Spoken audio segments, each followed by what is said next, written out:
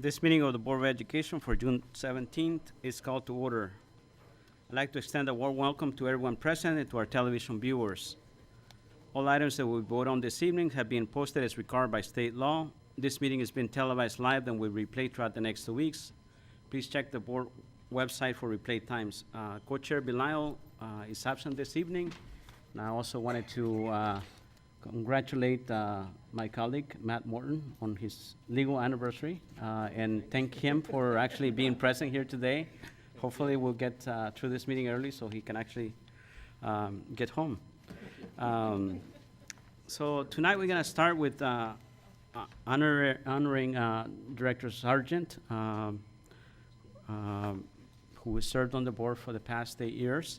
And we're going to get started with that. We're also going to recognize Joshi Hashimian, who's been a administrative assistant for the board and for legal counsel.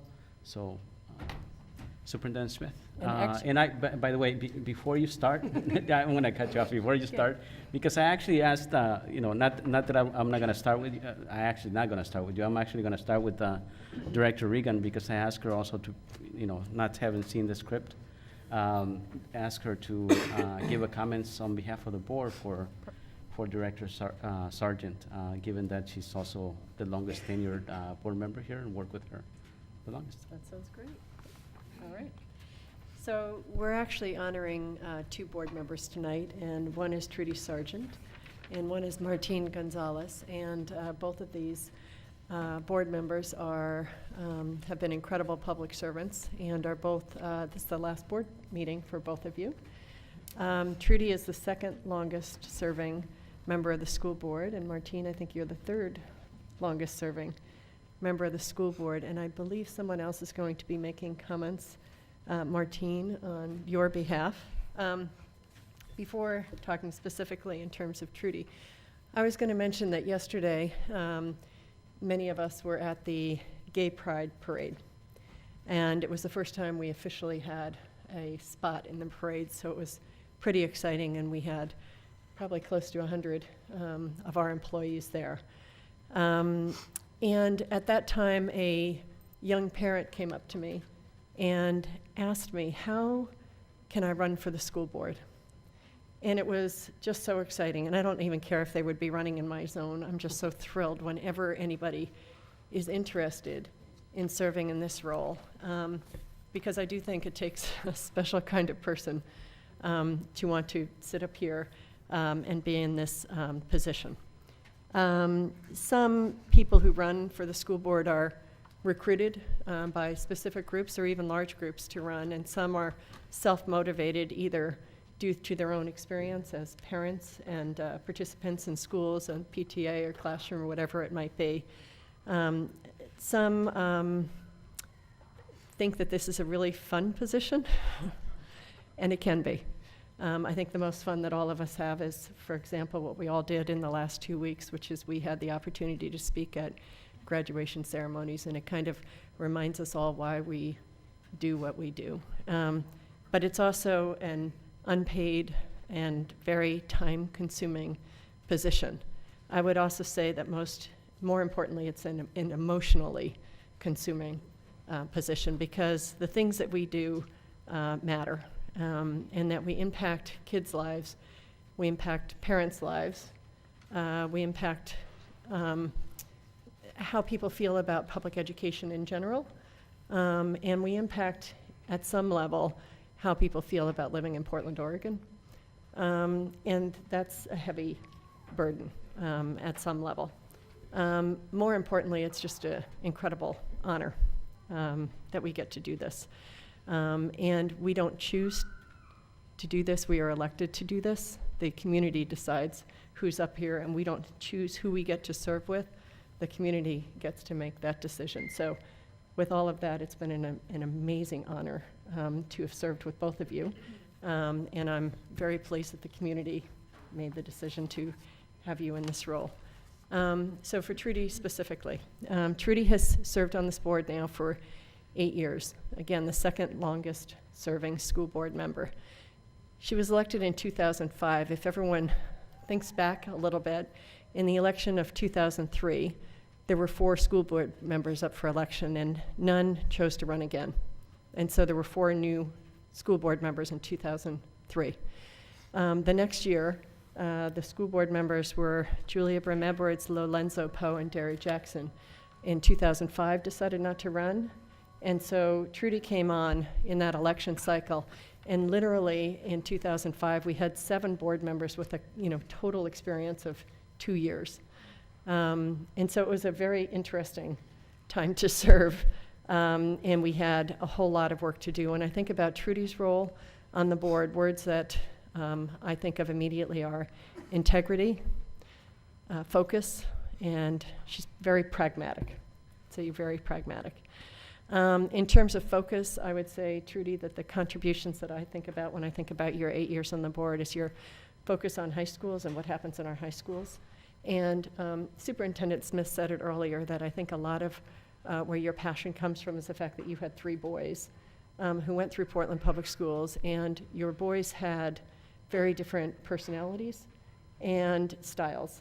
And I think that you could see very clearly that our high schools serve some kids really well, and other kids either find their way in their own path or aren't served well. And all of that as a parent, when you sit on this board, I think it provides some really deep, rich experience so that you know where your target is. And I would say, Martine, for you also, the fact that you had children and grandchildren growing through the system, it's similarly. So I think your work on high schools has been just amazing, and I think it's culminated recently in us making sure that our kids are getting an absolute full school instructional day, and I am incredibly grateful to you for that. Another project that Trudy was very influential in is the Great Fields Project, where we are working to try to have turf fields at every one of our high schools across Portland. And when you live in Portland, Oregon, that's really, really important, not only for our high school kids and high school sports programs, but everybody in the community benefits when you have sports fields that are turf. So your work in that area has been amazing as well. I would say I greatly appreciate your work on the teacher's contract over the years, that you have served as our one of the board members who has sat on the team. And I love the perspective you bring as a parent and as an attorney, that you can kind of help us, but what has guided you always in terms of the teacher contract is, how do we make this contract so it really works for our kids? And I have been very grateful to you for your help on that as we go. And I think in general, what I would say about Trudy is that you are always focused on what's best for our students, and always grateful to you. You have also been a huge advocate for music in our buildings, and music and enrichment opportunities. It's kind of educating the whole child, and I think you've been a champion for parents in general. What I love about you is that you have a get-it-done attitude. You and I both are originally from New York, and I think that comes out every so often.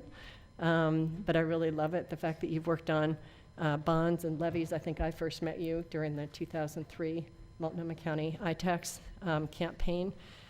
You are somebody who gets things done, and at the same time, you're a team player. You and Martine have both served in board leadership, but it's also very clear that you understand that you're one of 7, and the choices that we make as we go are team choices. So I want to thank you most specifically for being a parent advocate always in your role, and focusing always, always, always on what's best for kids. I'm enormously appreciative to you for 8 years of great service to Portland Public Schools, to our families. So if you'll join me, please. Thank you.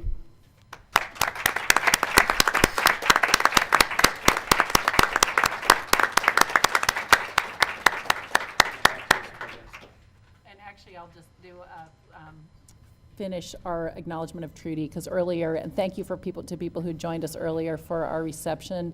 We presented a piece of student artwork to Trudy that was done by Haley Gregg from Arleta. And actually, will you just pop around and hold that up for people? Just because our students, when they do this artwork and it's presented to a board member, it's really meaningful that's what we've used to actually honor the service of a board member. So here is our artwork for Trudy.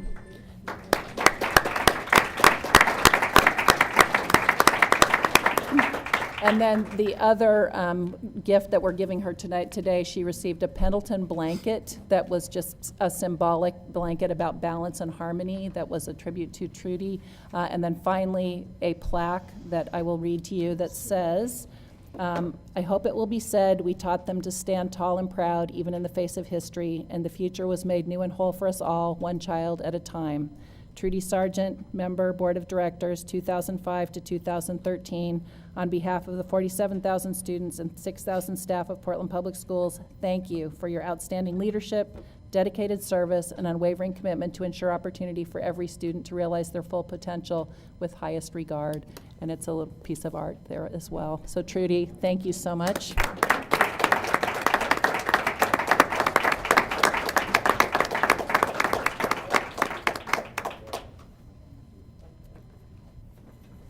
And then I get to kick off Martine.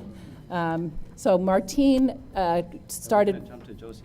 Am I doing? And then we do. We'll do. Or do you want to do finish? Let's do any other comments about.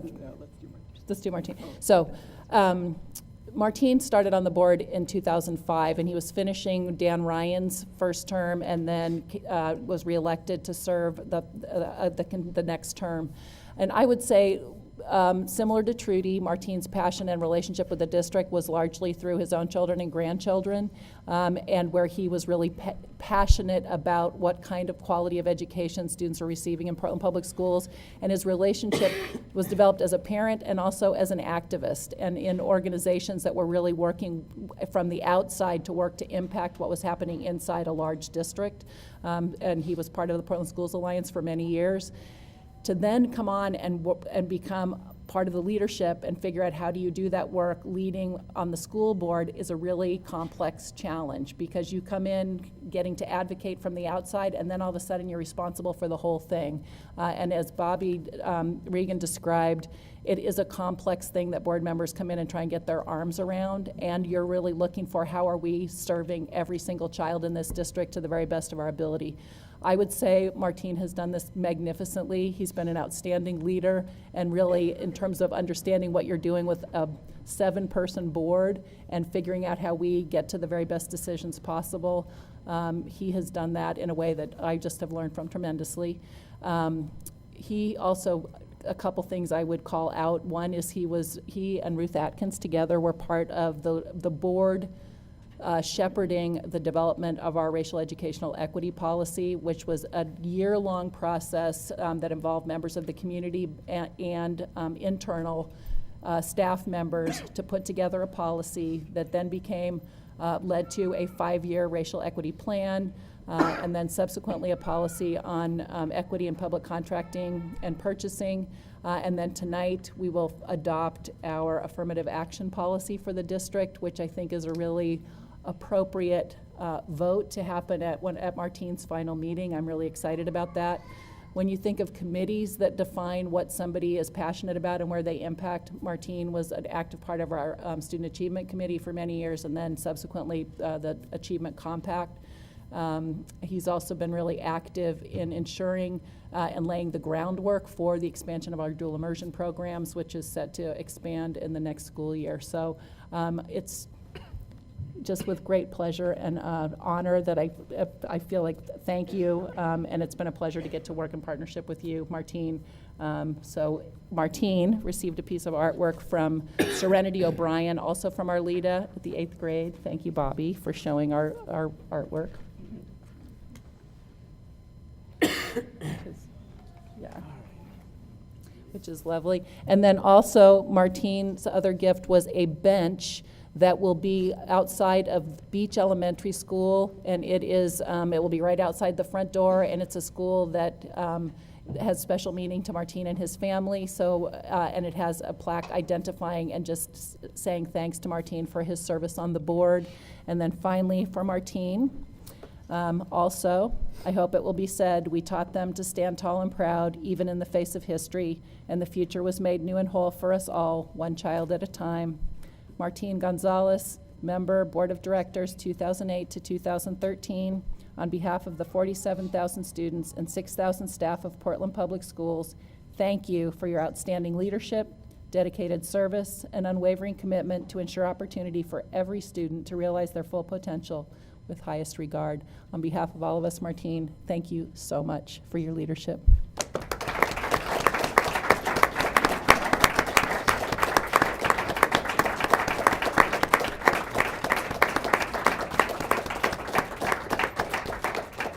Members of the Portland School Board, sometimes you act as if you are our masters. You are public servants, and your chief duty is to protect the safety and the innocence of our children. We're gonna continue By with our acquiescing program in here. Planned Parenthood's tonight, We're gonna your partner, you continue. If you can wait the turn, if you sign up for testified, we really appreciate it. So if there's any other comments from the board members, it'll be greatly, in regards to our colleague Trudy Sargent, you can share them at this time. If not, I'll move on. I just want to thank Trudy for her service as well. We had a few great months together as co-chairs, and I learned a lot from Trudy at that time, and it's been a pleasure serving with you on the board, and I always have appreciated your concern for students, and like you, 3 boys. It's always been fun to hear about your boys, and your concern with the budget and your representation of the taxpayers. I'm going to miss that voice on the board. So thank you very much for your service. I'll just chime in as well, how much I'm going to miss you on the board and how crucial you've been to the group and the importance of your voice. And just on a personal note that I was reminiscing earlier with you that we met at a preschool meeting, I think in 1995, I want to say. So you never know when you get started in this whole education thing when your kids are little, where it all might take you. And I just wish you the best for where life's adventures will take you next. But thank you to you and your entire family on behalf of all of us and the entire district. Thank you. I just want to say, first of all, one of the things I'm proud of is that I was part of the board that selected Martine for the open seat when Dan Ryan resigned from his seat, and was delighted when he was reelected, and have just enjoyed very much working with him. His leadership and his voice have been really valuable on this board. So I just want to say thank you for your service. And I know that you're getting kind of your life back. This is this demanding position, and you've got family to care for. And just as I am going to have more time for my family and other interests, you, I know as well, will have time for your family. And so I wish you well in that. But I just wanted to say, how much I've enjoyed working with you on the board. Thank you. And I will say to both of you, it really has been a pleasure over the last 2 years to serve with the two of you, and really the years of service that both of you have offered, both on the board and as advocates and parents within the district, really serves as an inspiration to me to be involved on this board, but also to be involved as a parent, as someone who will have a child coming through the system very soon, and I appreciate that, and I appreciate the involvement and the attention that you've brought to that. Thank you. Thank you. And since I'm looking at the clock and we're gonna move on, this is actually one of the fun parts that I actually get to do. And it's truly an honor for me to recognize the following person, Josie Hashimian, who has been instrumental in keeping us not only well supplied with information, for the board members, but other board members that are, some here present, some are not. Over the past 34 years, she has worked for Portland Public Schools. She's provided assistance not only to the board, but also to General Counsel. And I wanted to recognize her because for me, here's a person that I could relate to, from the first day that I came into this role. Here's a person that had an institutional memory that she was willing to share in regards to the information. And it provided me, easier access in regards to information, vital information, for me to be a bit more effective in regards to the things that I was trying to do. And was able to, in some ways, find the information that I also needed to go a little bit deeper to get a more context and information. So we wanted to recognize her, 34 years of service, but also her unconditional, I think, support, for us as board members to be effective in our role. Superintendent Smith, I believe you were going to say a few words about Josie. I will just say we're all going to miss you terribly, Josie. And among the things that Josie does, she supports all of the board. She supports me. She supports all of us. And she is the institutional memory for this district. And Josie recently organized an event for the board alumni, so everyone who has served on the board since like the 1970s. And it was a fabulous event of really understanding the many people who have served as board members for this district, and watched the baton pass from one group of board members to the next about how we are being stewards for this district. But Josie has been the consistent thread through all of that time of really making sure that that people have the information they need to do the job that they need to do. So Josie, just thank you so much. You are awesome. And if you can step forward, because, there are, we said earlier, there are at least two of us that are very happy in this room. And one of them is Josie, the other one is me. And so my wife might be the other one too, by the way. So Josie, if you can come forward and accept this on behalf of the board and superintendent.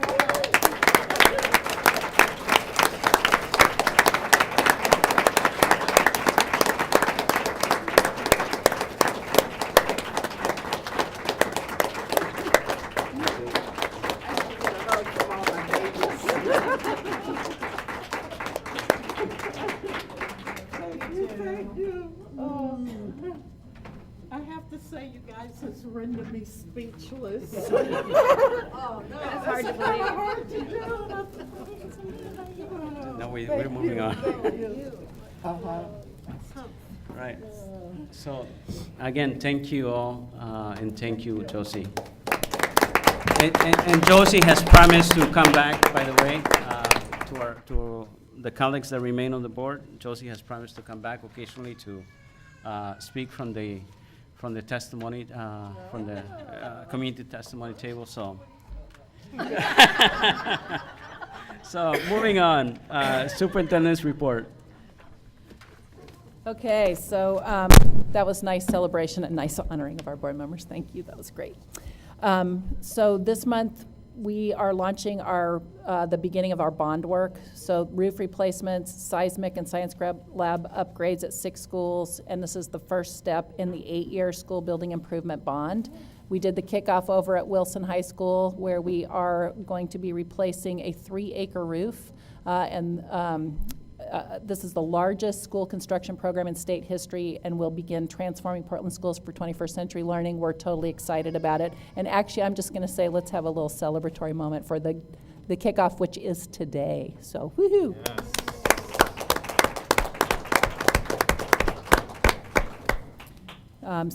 Yes. So today, the improvement work started at 6 schools. We have Alameda K-5 that will receive a complete earthquake safety upgrade. Wilson High School receiving the new 3 acres of roof. Bridal Mile K-5, Lewis K-5, and Laurelhurst K-8 will receive new roofs, including seismic strengthening.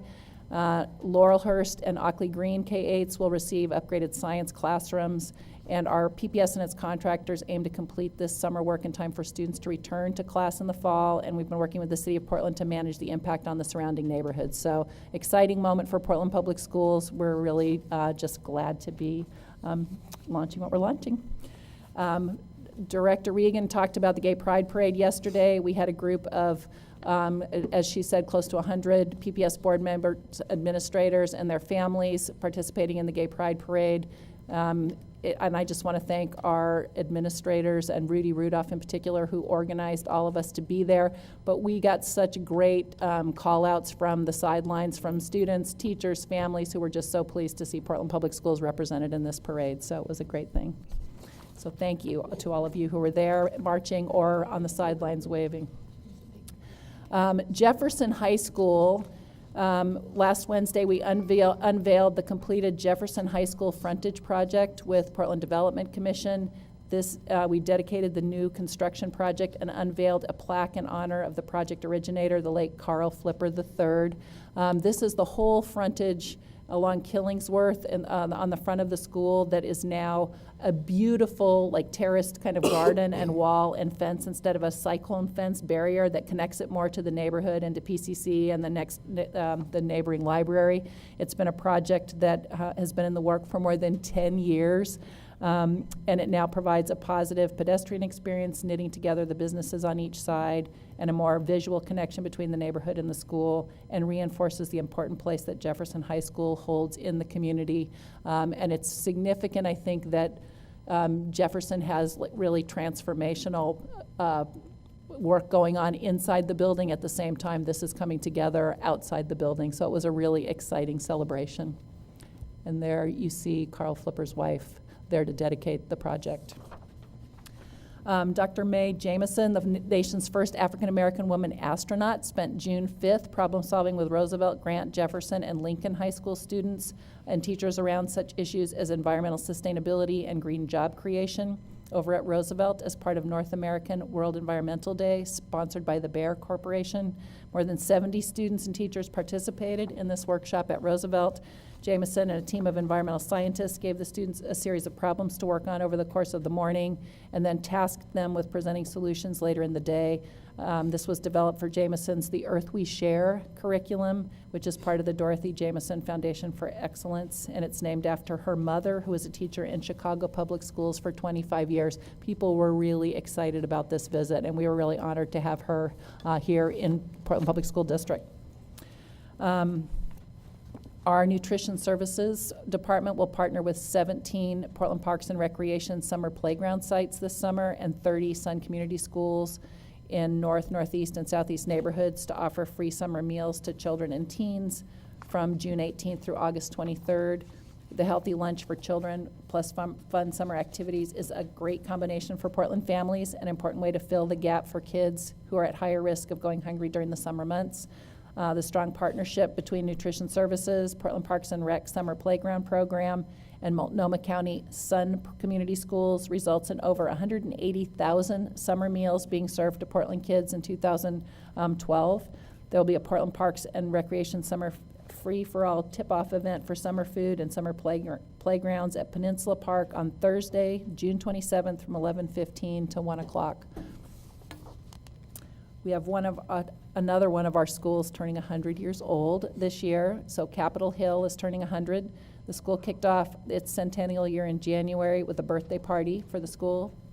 This Saturday, June 22nd from 2 to 4 will be the culminating celebration featuring music, tours of the school, and historic exhibits. And we just want to offer our congratulations to the Capitol Hill community. And then finally, we've had, again, graduation ceremonies, promotions, and end-of-the-year celebrations, and a bunch of phenomenal photographs just documenting that are now on our website, Flickr site, and Facebook page, and we'll now be just featuring a number of those great graduation photos. We had great graduation ceremonies and really strong wrap-up at all of our high schools and all of our schools, and we just wish everyone well as we send you off into the summer months. So thank you. So we're gonna move on to the student testimony. Ms. Houston, is there anybody signed up for student testimony? We do. We have two. We have Luna Abadia and Lincoln Payne.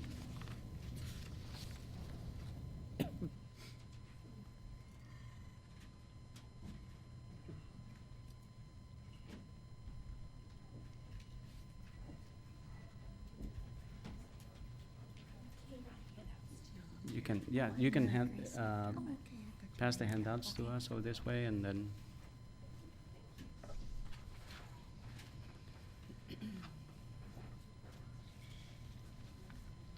Okay.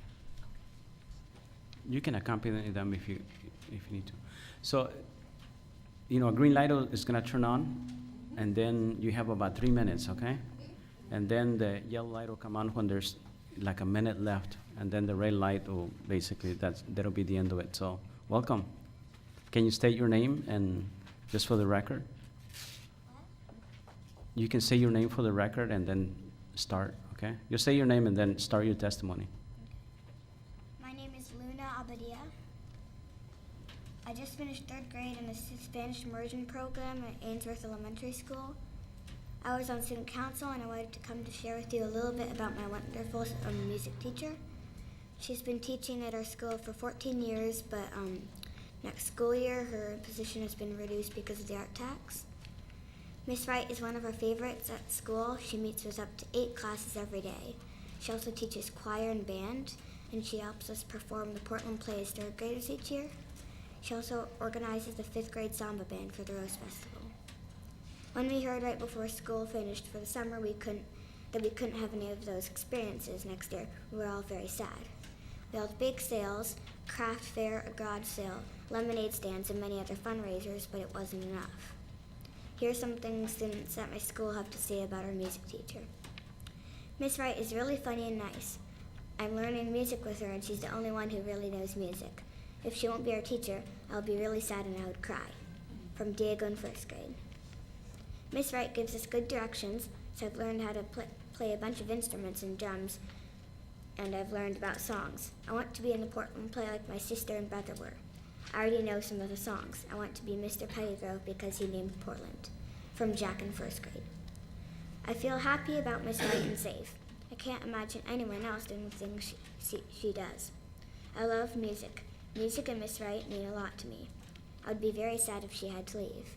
From Amelia in 2nd grade. I want to be in the Portland Play next year.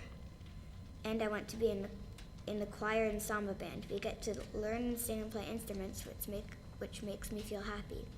When I was in kindergarten, we got to do kindergarten sing every Friday. I got to be with my friends in different classes and in the Spanish classes. And I had a lot of fun. I really want my brother to be able to do that too. From Isla in 2nd grade. Miss Wright teaches us band, choir, and how to do the Portland Play and samba. I find this upsetting because next year there will be none of those special classes. I feel that music and art should be as important as classroom subjects. From a 5th grader. Thank you for listening, and we hope the art tax funds will be released.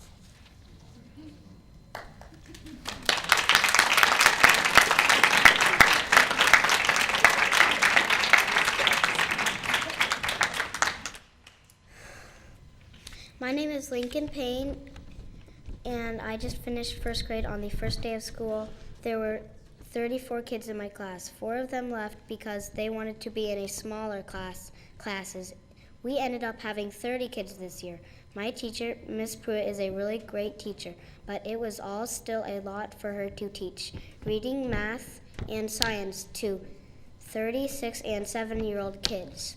My mom says classes sizes for next year are going to up even higher in Portland. At my school, this means we are losing half of our time with our music teacher. We love our music teacher.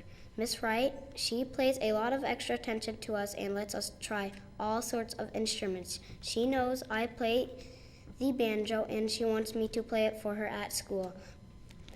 Voters passed a tax and they wanted kids to have music and art in school, but because of the increase in class size, questions over the tax, the opposite is happening. My school, please find a way to reduce my class size and help us keep our music teacher full-time. Thank you very much.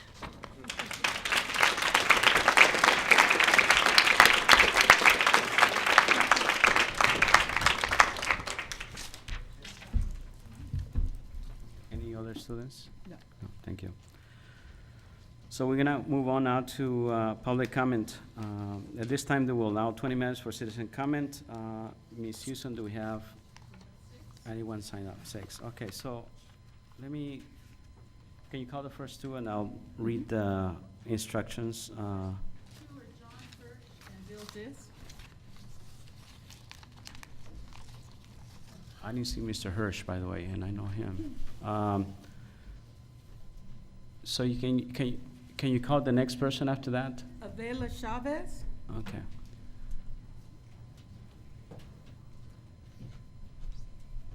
Mr. Des, if you can take a seat and I'll start reading the instructions.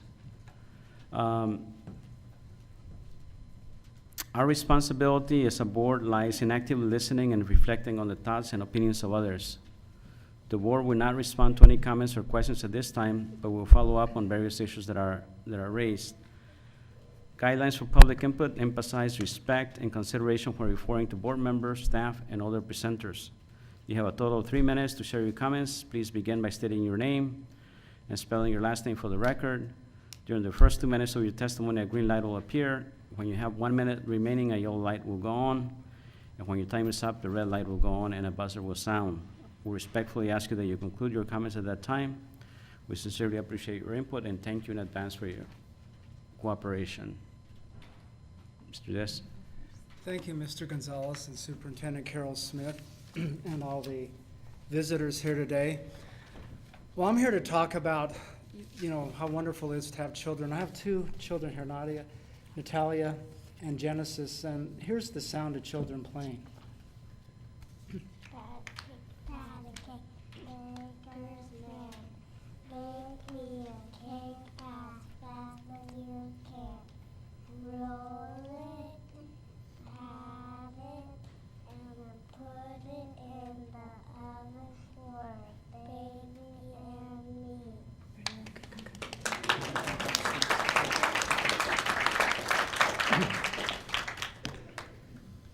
So I think that's such a lovely sound. Now here's the sound of the children who just last year that Planned Parenthood killed over 1/3 babies, and the prior years before that almost 6 million babies, for a total of over 6 million.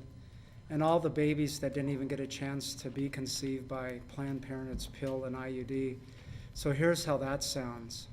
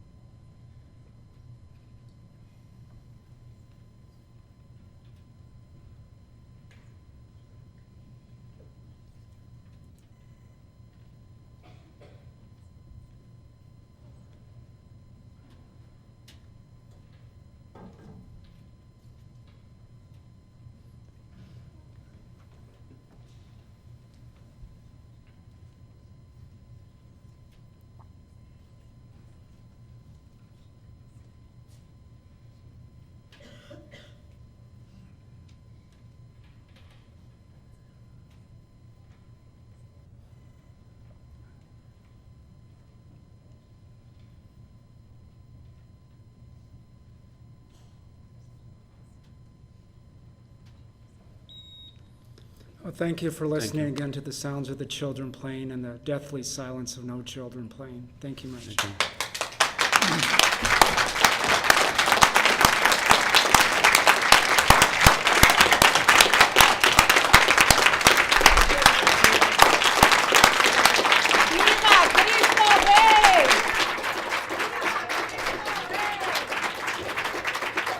So we're gonna move on, so you can start your time. Thank you.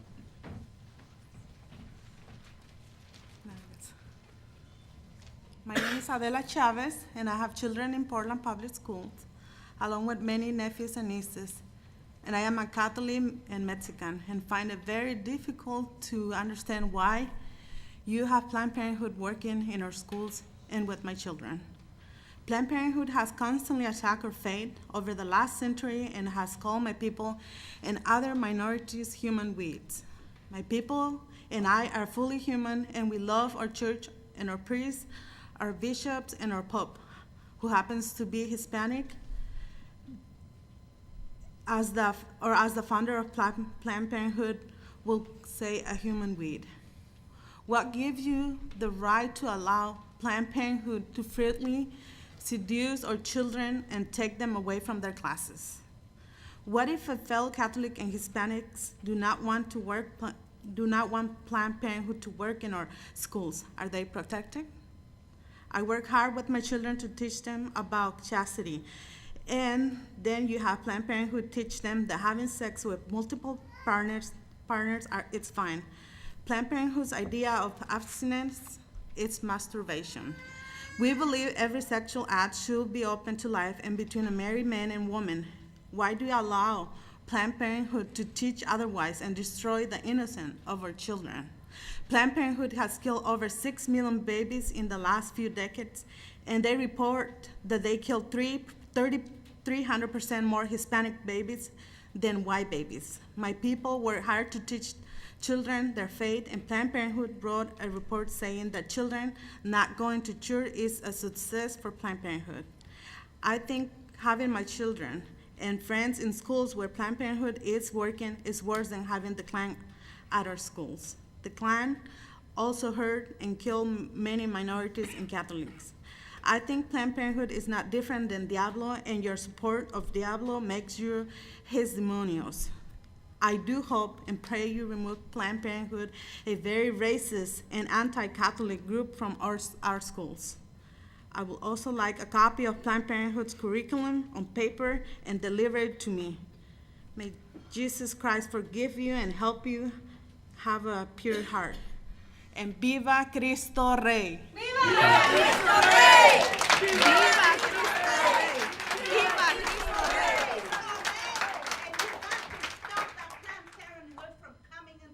I'm sorry, you need Because to what they teach testify. is against our values. And we're not going to allow our tax dollars to kill Again, our values. This is the opportunity for core people that values. signed up for testimony, okay? Thank you. Thank you. If you can call the next two people, would be greatly appreciated, Ms. Houston. Thank you. Our next two speakers are Estefe Veresco and Maria Velasco. No, I'm sorry, if you didn't sign up for testimony, it's not, at this point, we're looking at the people that signed up for testimony. So, yeah, the people that mobilized should have informed. The people that brought you here should have informed you in regards to the process. Again, we go back to the people that are signed up. Can you repeat those names, please? Estefe Veresco and Maria Velasquez.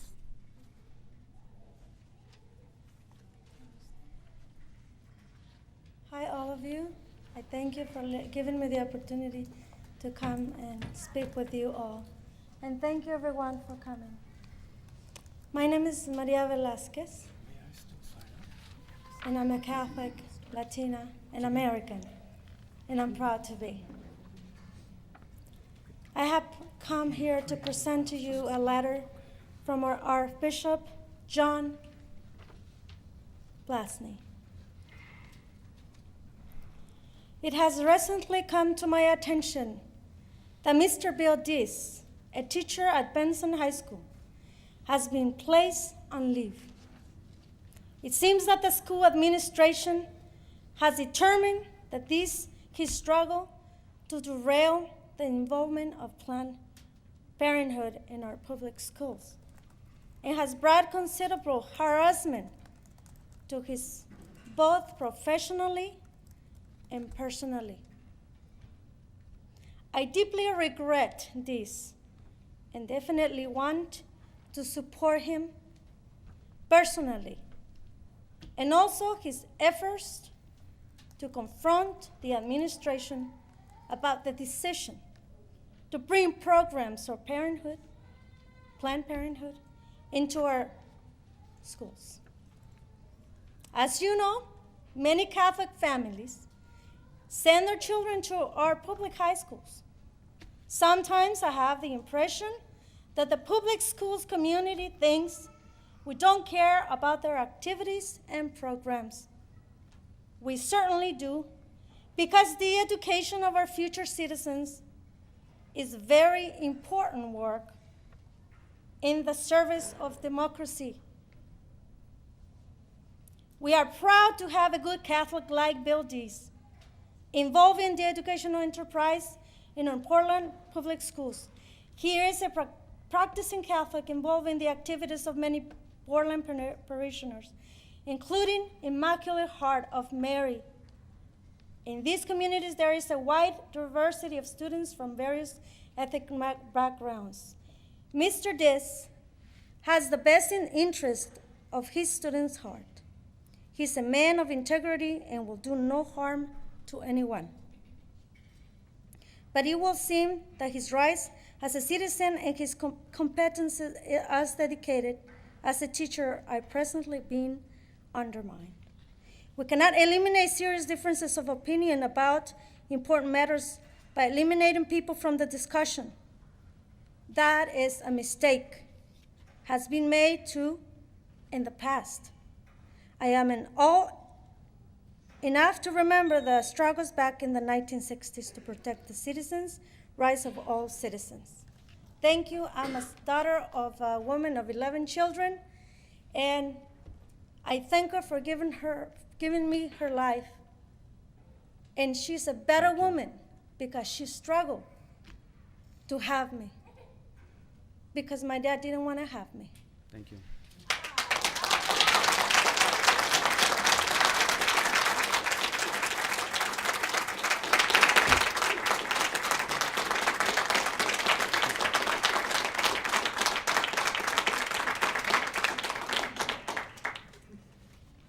Hi, my name is Stephanie Faruska. I was a student at Benson High School from 2007 to 2011. I was Bill's Dees student for 2 years, and for the time I had him, he was a really good teacher, and he never involved his faith and school together, but I would see him at events sometimes, and he was always a really generous teacher and really supporting, and I don't believe that he should be punished for his beliefs outside of school.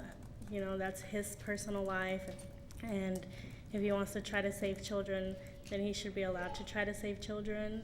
Everybody has their own decisions and their own morals. And I just believe that he should have the opportunity to return to his job and do what he loves. And thank you for listening to me. Thank you.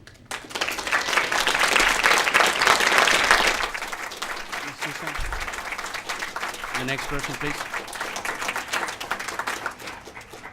Lastly, we have Kevin Trong.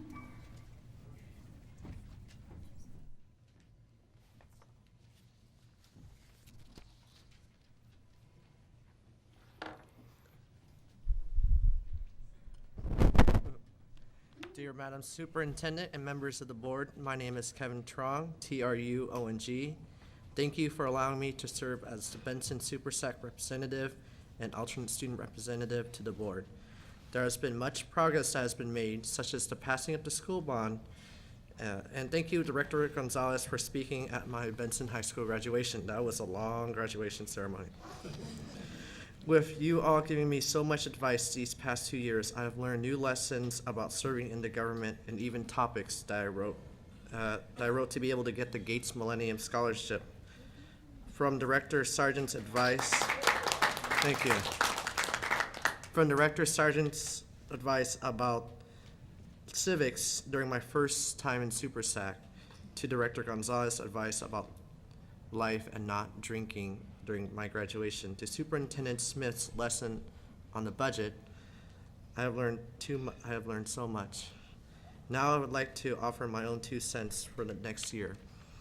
First, with the school bond, we need to find more partnerships. The current money allocated is enough for basic necessities, but I feel like it is not enough to meet everyone's demand with more partnerships. Partnerships should also be for schools like the Benson model, where partnerships will drive down the cost of operations and also capital. For the teacher contract negotiations, we need to have, like students, the PPS and the PAT need to compromise in a solution that has student input instead of only just doing what you all think is the best for students. And then, like Director Gonzalez always says, make sure that diversity is prevalent in PPS. And also keep high-achieving schools like Benson and Lincoln. Although I will not be able to fully serve the district as a member of SuperSec anymore, I will still help PPS in any way I can while in college and in the future. Thank you for all your help, and I will truly miss you all, and I wish the best of luck to Student Representative Davidson and Alternate Representative Joyceall and Passion and your team next year. Thank you, and I'd also like to thank again Josie. I remember the first banquet we had. She was one who helped you arrange it. Thank you for all your help. Thank you.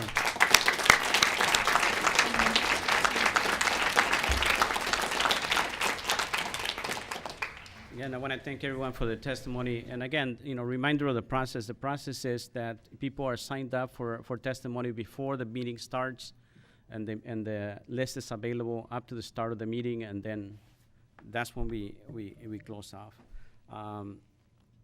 Our next item on the agenda is the affirmative action policy, or a combination of two, actually, resolutions. At our May 20th board meeting, a first reading was held on a proposed affirmative action policy and amended non-discrimination policy. After 21 days of being open for the public comment and receiving none, the board is ready to vote on the proposed amendment.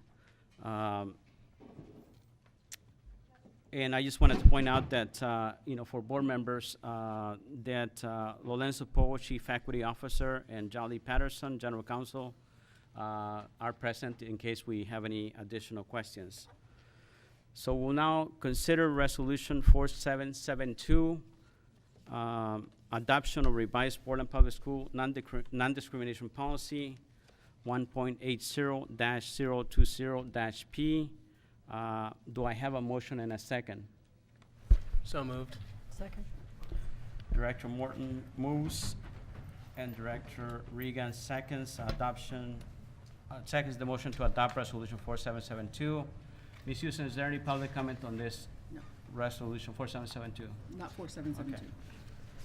Is there any board discussion on resolution?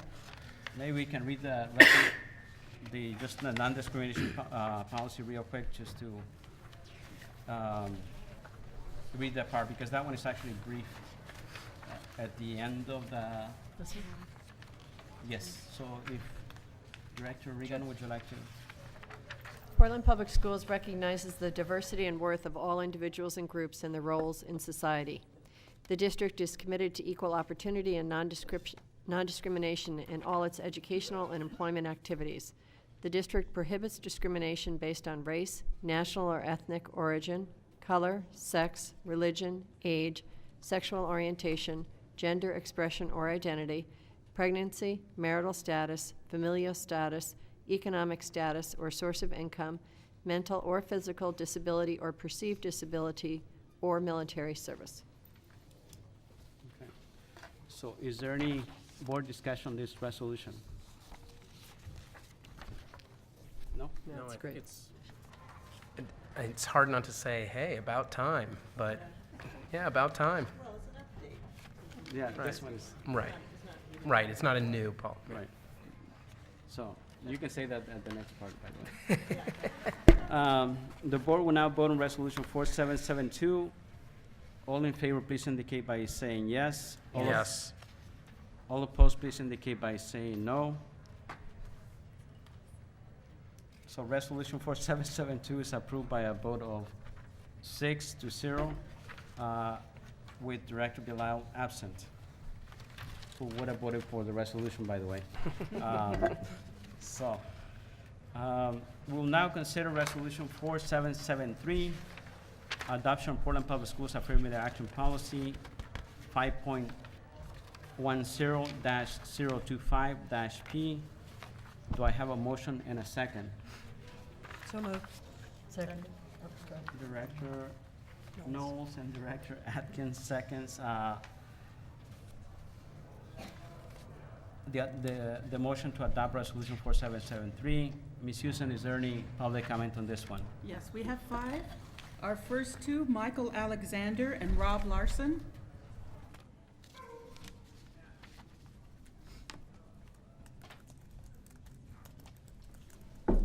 So welcome, and you were here when I mentioned the public testimony before, so I don't have to do that, right?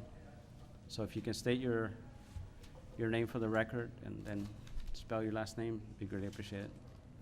Chair Gonzalez, member of the Board of Directors, and Superintendent Smith. My name is Rob Larson, Larson, and I come to you this evening not as a Portland School District resident, but as a person who works in the Portland School District area and who works with the Oregon Leadership Network, which is housed at Education Northwest.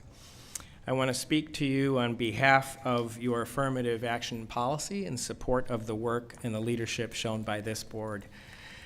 The Oregon Leadership Network represents 16 school districts, 2 state agencies, higher education institutions, and professional associations.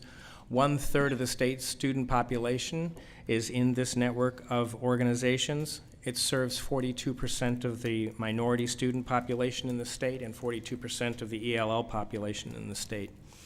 The mission of the Oregon Leadership Network is to expand and transform the knowledge, will, skill, and capacity of educational leadership to focus on issues of educational equity so every student achieves at its highest level. The work that you have done today and the work that you've done in the past in your affirmative action policy is significant in this state. I want to make 3 points about its significance. One is that the Portland School Board is calling out the issue that the state has not been successful in implementing the Minority Teacher Act. Over 1/3 of Oregon students are minority, and approximately 6% of its teachers are minority. So this has been the case since the Minority Teacher Act has been enacted in the state, and so your bold work tonight will help address that issue. Secondly, Portland is not hiring minority staff at an acceptable rate, which is why you are taking these actions in support of minority teachers. Portland is demonstrating high standards in action by doing this work, and I commend you for that. Portland School District is also moving their affirmative action policy to prior passive fairness to proactive will not tolerate discrimination. And that is a significant and bold move, and I appreciate that, as do the members of the Oregon Leadership Network. The Portland School Board is demonstrating leadership by example that can only be expected of the largest school district in the state. I might also add that the racial equity policy that has been adopted by this board I see as a nationally significant policy, and that work, the work that you've done tonight with your affirmative action policy supports not only the Minority Teacher Act, but is also supported in state policy and national policy. Thank you for your service. Thank you. And your action. Mr. Alexander. Good evening. My name is Michael Alexander, and I'm President and Chief Executive Officer of the Urban League of Portland. And I am also here this evening to commend you and to support and ask for your support of the Affirmative Action Amendment and its passage. I know that this has been a very challenging year for this board. I was here several weeks ago to offer testimony during what were very detailed and stressful budget discussions. But my charge and my request to you then was that despite the difficult challenges and decisions you need to make, there needs to always be a focus on a North Star, and that North Star, the equity changes and challenges that you seek to implement. I look at this policy and the amendment to support the changes as almost the GPS system that the school board and the district need to follow in order to meet some of the very meaningful but challenging changes that are facing Portland Public Schools. So I commend you. I commend this board. I understand that this may be the last opportunity I have to speak to this group of individuals. But I can tell you that if we are successful, the profile facing all children in this city in the years to come will change for the better. We still live in a time where, unfortunately, race is the most accurate predictor of educational achievement, and that needs to change. And I believe that this is a critical step in that change, and I thank you. Thank you, both. Our next two speakers, Yolanda Flores and Andrea Marquez. I don't see Yolanda yet here, so if you can go to the next Our person. last one would be Jason Trombley.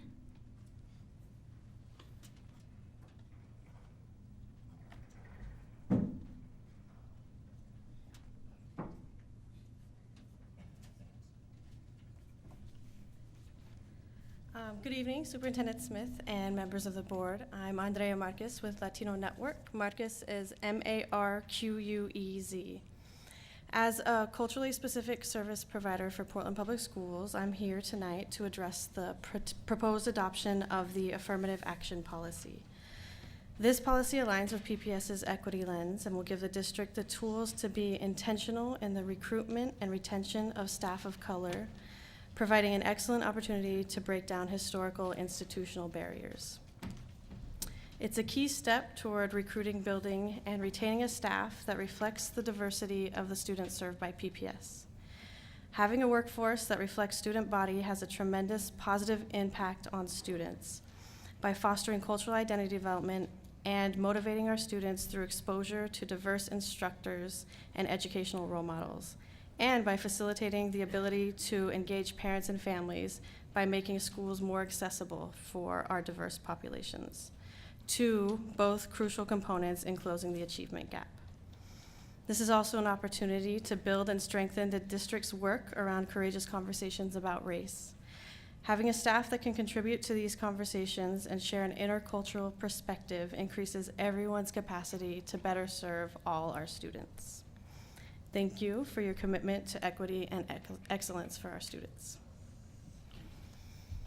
Good evening, members of the board and Superintendent Smith. My name is Jason Trombley. I'm a PPS alumnus, and I represent the Coalition of Communities of Color on a number of committees, including the Achievement Compact Advisory Committee, and now I'm the incoming co-chair of SACIT.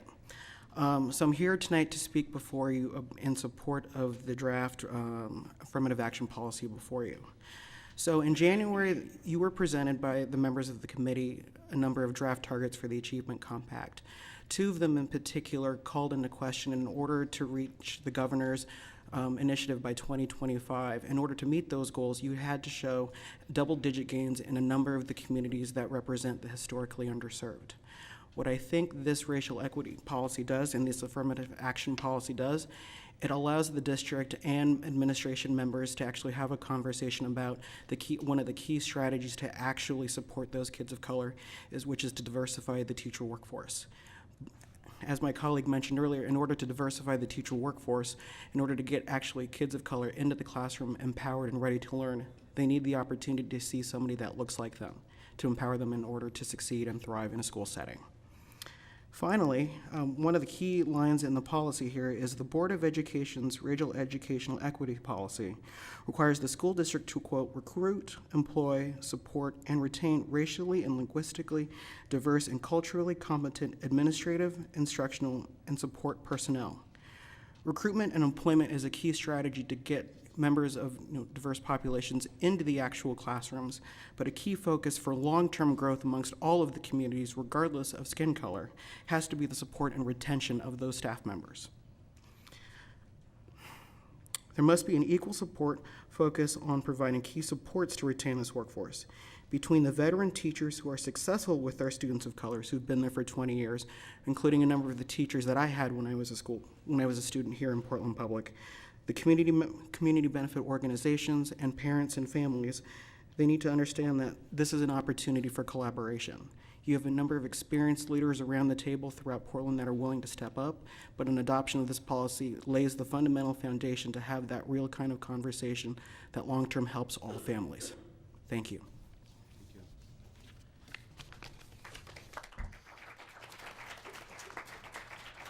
And I still do not see Yolanda Flores out there.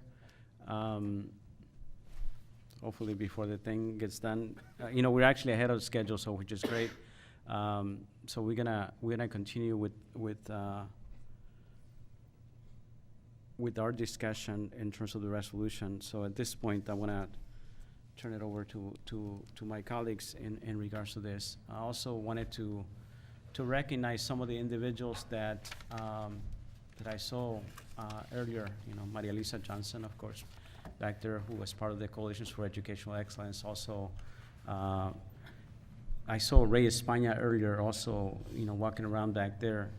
He's now with Native American Youth and Family Center, but he was also part of some of those folks that for a number of decades have worked on trying to get the school district to formally adopt an affirmative action policy. I see Badim Risking, also from the Coalitions for Educational Excellence, and we had meetings there, various meetings with school district officials a number of times for that. So I'm glad that they are present to witness what we asked some years back.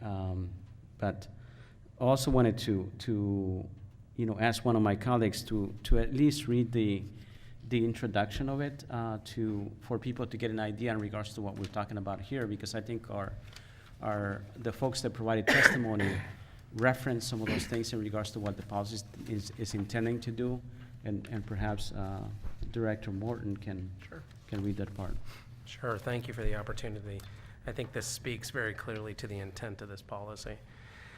In order to close the racial achievement gap and better serve all students, Portland Public Schools staff must reflect the diversity of the students in which we serve.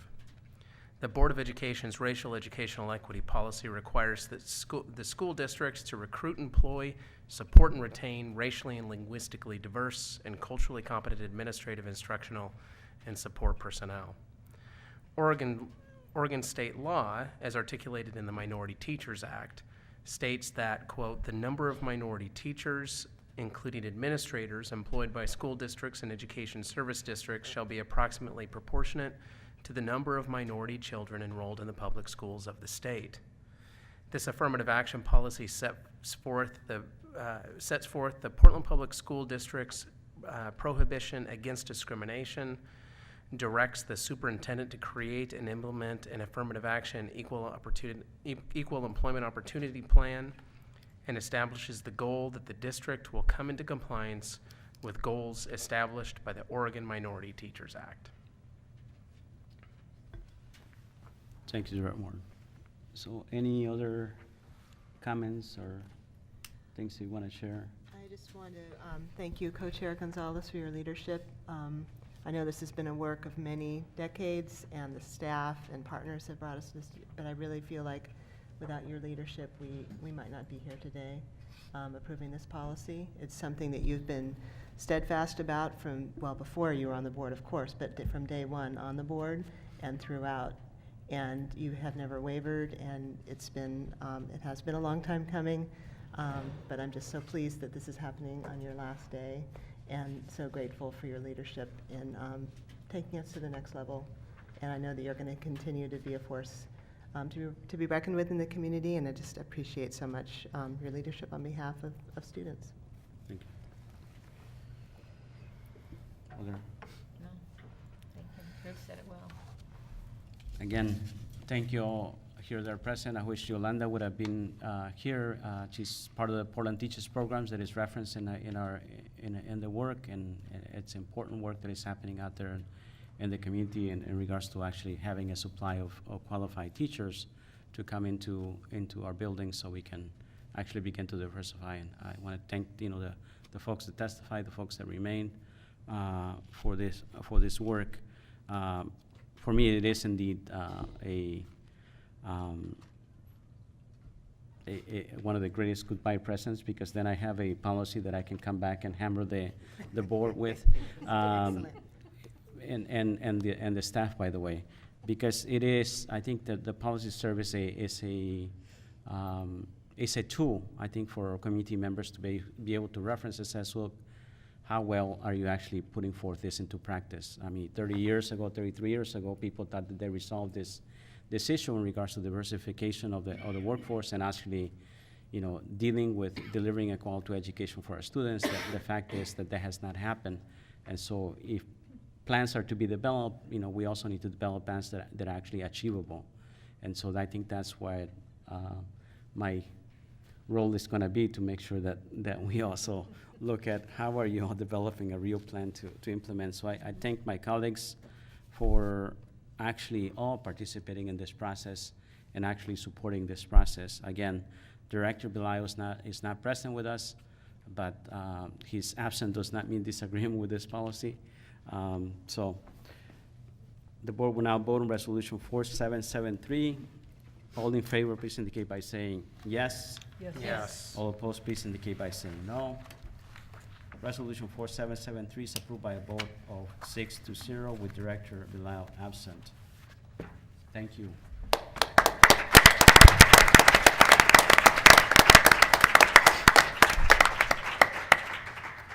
We now get to invite the person that actually got me into this situation.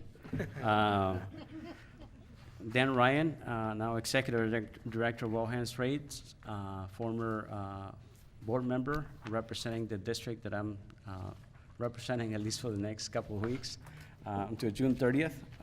So if he can step up, come to the speaker's table, we'll ask him to provide his reports, and I believe he's going to be accompanied by Rosemary, I hope I don't massacre your last name, Schwimmer, Manager, Parent and School Engagement. I believe also, I have on my list Ginger Burke from Ainsworth, I believe Lincoln School Foundation parent also. Christy Lindholm, regular principal, and I think we're gonna need another chair at least. And I know Dan likes to have other people speak, but you know, but anyway, if we can get enough chairs, it'd be greatly appreciated. So welcome. Thank you and good evening. Chair Gonzalez, Superintendent Smith, and directors. My name is Rosemary Schwimmer, and I'm delighted to be here tonight representing All Hands Raised. On behalf of Dan Ryan, who's here with us, and all of the All Hands Raised staff, I would like to extend a special thank you to Ginger Burke, the chair of the Ainsworth Foundation, who's with us here tonight, to talk about the parent commitment that's out there supporting the Portland Schools Foundation. I would be remiss, however, on a night of thank yous if we didn't do one of our own. And we owe a huge debt of gratitude to New Seasons, who over the years has contributed over $600,000 to support the work of the Portland Public Schools Foundation. And what that means is that we manage these funds at zero cost to PPS and zero cost to parents, putting more dollars back into the school and funding our kids. And so thank you to New Seasons, and thank you to some family foundations who also donate to support the work that we do, knowing that those donations are going to get to the children where we need them.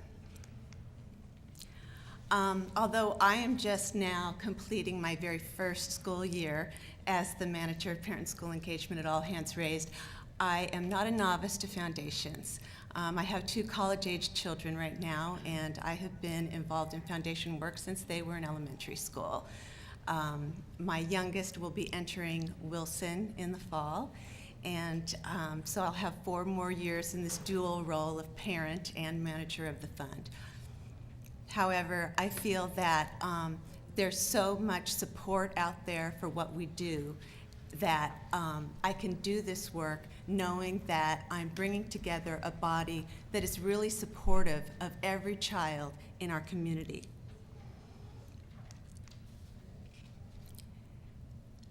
The model that this body came up with 19 years ago to put together the Portland Public School Foundation is one that is unique in the country, and we get calls all the time from other school districts that say, how are you doing this? This is a courageous program, this is an equitable program, and when we explain the board action that was required to have a program like this, they are amazed at your bravery and your commitment to every child in our district. And so I'm very proud to be facilitating that. And in doing so, what I like to do is bring people together. I think that there are ways where we have best practices, and yet we have 42 school foundations at 42 different schools, kind of operating in a parallel universe. And unless we bring those people together, they often never share. And so now we can come up with templates for letters to solicit funds. We can share ideas, what worked at your event, what didn't work at your event. We have them come together for trainings about auctions. And it has been a really dynamic and exciting process to see, because the schools are knowing that they're there to help each other. And it's also helping in the development of, the elementary school parent to the middle school parent to the high school parent, to bring those along as the communities within the clusters where the foundations are operating. We are really focusing on reinvigorating these programs, really with the sole end of being the most amount of money going back into the schools. So if we can negotiate a better deal with a vendor, because we have 42 foundations, that's what we want to do. If we could know that we can buy for $200 8 credit card swipers and then loan them out to programs that are having auctions, knowing that they're going to save $80 to $160 per rental, it all adds up, and it all goes back to the classroom. So that's been really exciting for me. But the cream of the job is really the Equity Fund. It is amazing what principals are doing out there. This year, we were delighted to be able to award over $1 million in Equity Fund grants to 39 Portland Public Schools and 5 alternative programs. They range from $45,000 at the highest needs school to $13,400 at each of the 5 alternative programs that were awarded. And all of these awards are based on a data-driven formula that was instituted a few years ago, so that there's no subjectivity, no backroom dealing. We enter the data, we get the rankings, we come up with the numbers, and it's all very transparent. And I think it's something that the community deserves to have and has been extremely well received. And I commend Dan Ryan and the vision that he has brought to this organization for that, and the support we've had from Portland Public Schools and this board for having that in place. These programs at these Equity Fund schools, I'm amazed by these principals. Their creativity and the flexibility of the program allows them to do kindergarten readiness, restorative justice. Almost every single school going into the next school year is checking off equity and discipline as something that they are addressing with these Equity Fund dollars. Writing and math supports. Chief Joseph, under the leadership of Principal Joe Galati, used the lion's share of its monies to fund math and literacy support.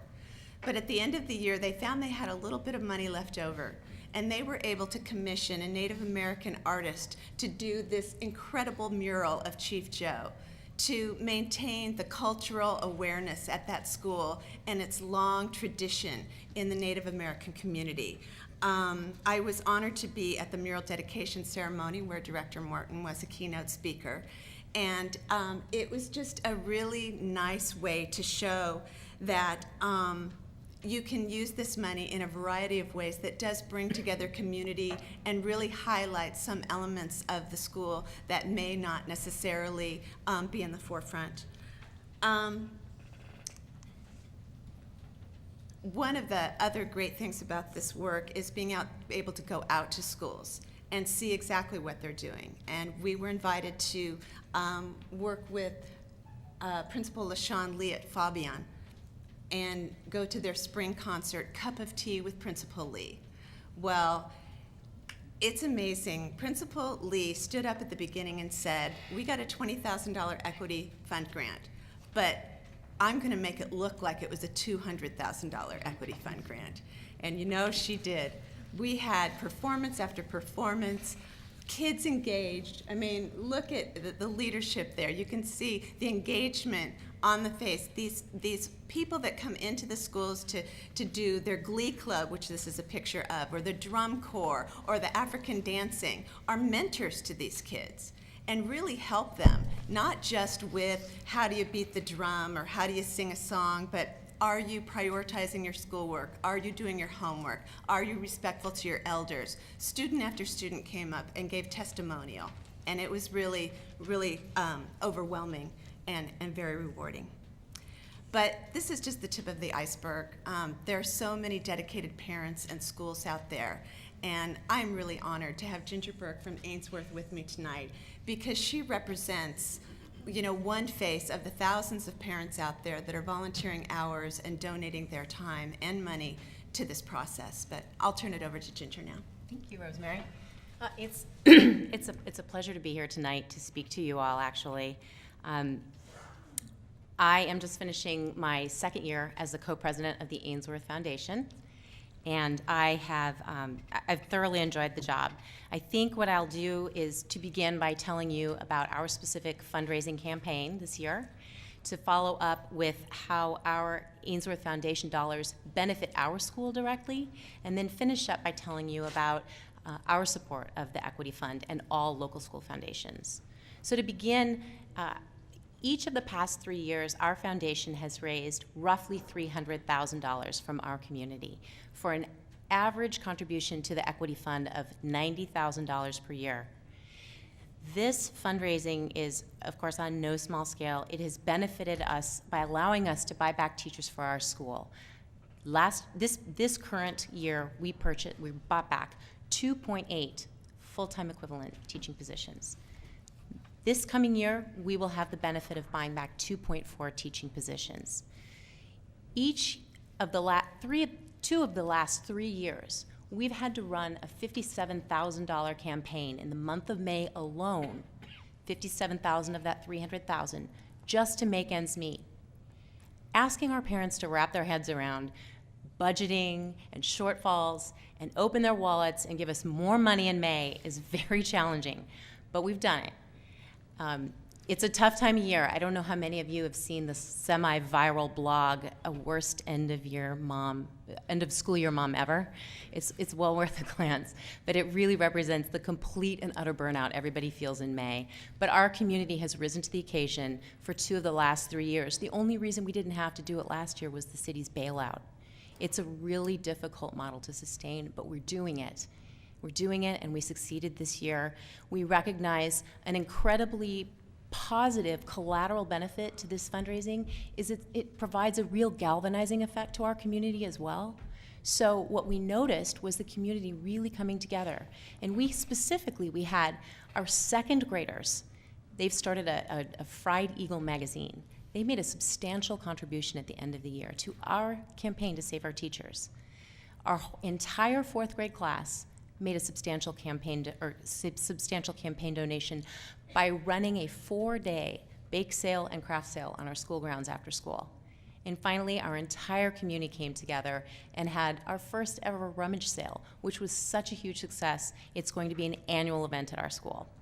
That was a huge campaign donation. So at the end of it all, it really galvanized our community and brought us together. We succeeded, and we'll keep on plugging along. Our foundation dollars benefit Ainsworth so directly.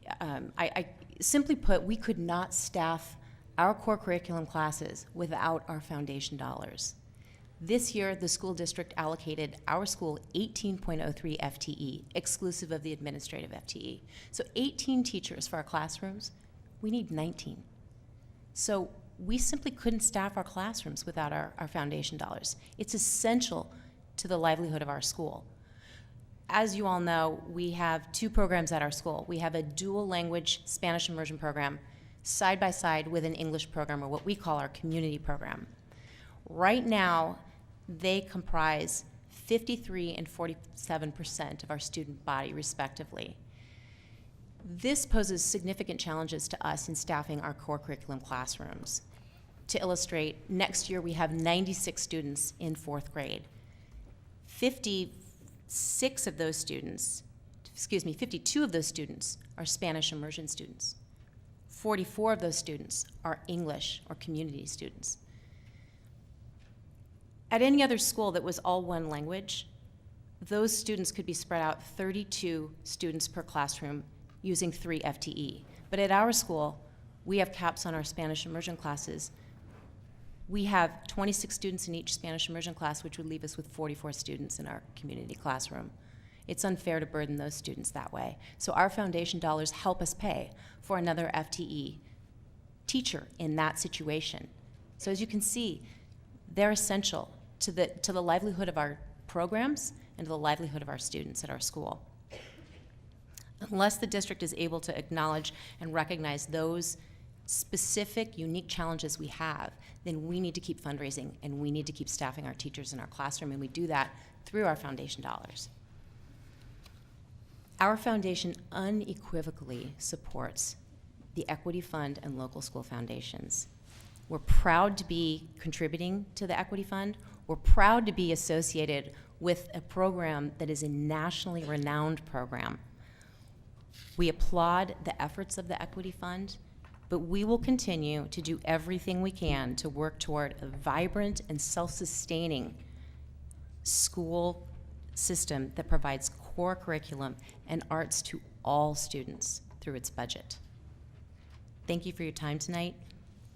Thank you for our dedication to our children, and thank you for your continued commitment to public service. Thank you for all your work.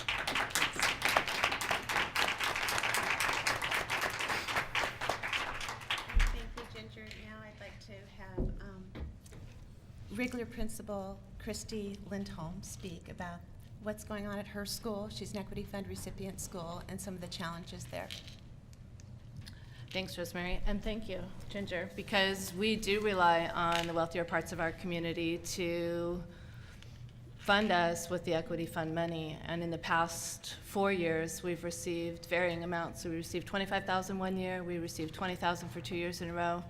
This year, I was thrilled to open my email and find $30,000, and so I really appreciate the adjustment of the formula. We have chosen over the last 2 years to spend our money on a community agent, believing that in order to meet the needs of our school community, we have to better meet the needs of our parents, and looking at parent involvement as one of the many vehicles to closing the achievement gap. We have hired a man named Fernando Madrid. Many of you probably know him. He's here frequently. He's been at Rigler as long as I have. He started 6 years ago when I did. He was an AmeriCorps, volunteer, I think, really, because I don't get paid much. But he was an AmeriCorps person with our SON program. And his whole goal was parent involvement, community involvement, volunteer preparation and awareness. And he was so valuable at that time, we couldn't let him go. So we found a variety of ways to cobble together part-time positions to have him. And the longer he worked with us, the more it was evident. People would come, they'd look for him, they'd make contacts with him. He is a parent at our school. He lives in the community, attends church with the other parents. He is currently an educational assistant in our bilingual classrooms, and he's a half-time community agent. So what he has offered to our families is basically a face, a lifeline, their culture, their language. We do everything from have him answer phones to interpret to translate, all the technical stuff. But that technical stuff sometimes includes legal help, immigration help, rental assistance, like lifeline, literally lifeline things that families need to be able to rely on to get their kids to school on time. He works with me and a variety of school staff to make sure that parents really feel heard. We've talked about, school readiness for different children. He's shared his own life experiences. In essence, he's changed the face of how we do business with our Latino community, who comprise 50% of our population. So while I speak fluent Spanish, 2/3 of my staff speak fluent Spanish, he's the guy. He's the one everybody wants. Because the model's been so successful for us and has raised parent awareness and involvement and trust in our school, we're looking to replicate that this next year, partially through the Equity Fund and partially with old money from an equity fund that we weren't able to spend all the way, to do the same thing with an African American community agent. So we'll be looking to have 2 racially specific, culturally specific people who will be there to look like the children, be in the community, and be that liaison to heal a lot of the rifts that our community has lived with for years. So we thank the communities that help us with this. We thank All Hands Raised, because it is allowing us to do what I consider to be the core work of our school and our school district, which we can't afford to do without them. So thank you. Thank you.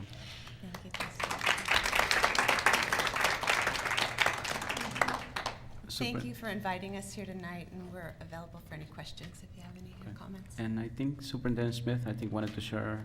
You know, I just want to say thank you, and I Yours. really appreciate the way you did this presentation tonight that just gave us both historical context and also perspective. Rosemary, you've done a fabulous job of building infrastructure to support local school foundation leadership and really spread what's the wealth of talent and ideas across, so people are providing technical assistance to each other, but it's made the whole system stronger. And Ginger, just appreciate your taking on the role of leadership, but also representing all the leadership of the local schools foundations here tonight to really give a flavor of what it is that goes on, because we have incredible amount of effort that goes on at every one of our schools foundations every year that's this kind of magnitude, but it's totally passion to make our schools better, and it's become a really critical part in these years of how we actually staff our schools. And Christy just giving the real specific, what does this mean in your school? And I will say that the fact of the Schools Foundation, and I'm going to put this to Dan, that of doing the equity formula in such a way that allows the schools that are receiving the equity funds not to have to go through a proposal process with a new project or a new something, but really say, what is it that you as the principal know is going to make the difference in your school? What's your high leverage strategy? And here's how it's distributed. It's not a song and dance. It's not rigmarole. It's really clearly, it's gotten more straightforward and more powerful in terms of how principals are figuring out what they apply those dollars towards that are the high leverage strategies making a difference for kids. So, and just the visuals of what's been the growth over time in terms of what dollars are being raised and what infrastructure you've built to support people in both how we use the dollars and how dollars are raised. I just really appreciate the work all of you do. So thank you so much. Yeah.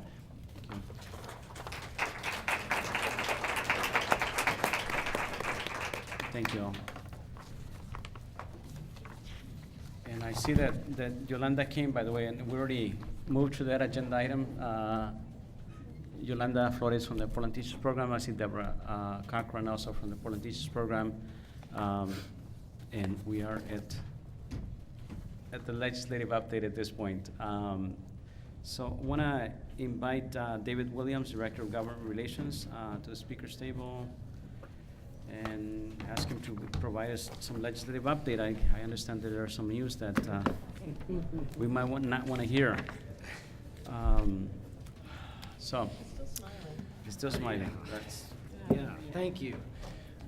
Board members, again, David Williams, your Director of Government Relations.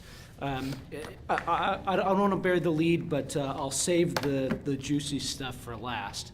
I first want to cover just some of where we're at on a few of our priority pieces of legislation, big issue we've been working on just lately, and then we'll get to the money. The first is House Bill 2632, which is our urban renewal legislation, which would restore voter intent around urban renewal, around local option levies, pulling them out of the division of taxes under urban renewal. After a 59-0 vote in the House, it went to the Senate, where we put in a one-year delayed implementation to give counties and county assessors time to upgrade their systems to be able to accommodate this.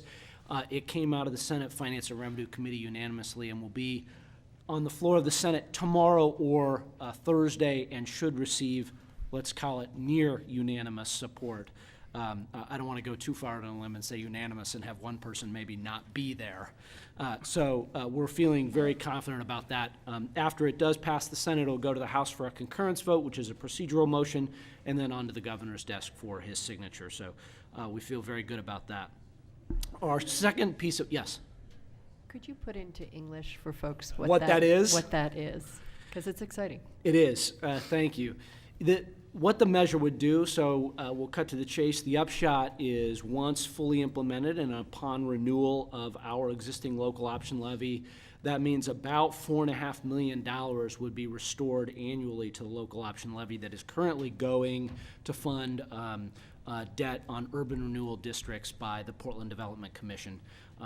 Happily, the Portland Development Commission and the City of Portland are great partners and supportive of this effort, and we couldn't be happier to be able to go to voters and have that conversation with them about, hey, if you vote for our local option levy, guess what? Every dollar that we raise will actually go to Portland Public Schools to pay for services rather than other programs. So we think that's a big positive. Thank you.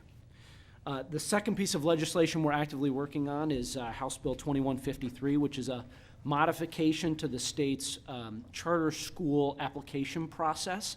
And we've talked about this before. What this would allow is districts that have reached a certain threshold of charter schools already in existence, it would allow them to adopt an alternative application review process whereby you as a board would identify specific academic goals that you want charter school applications in any given year to address.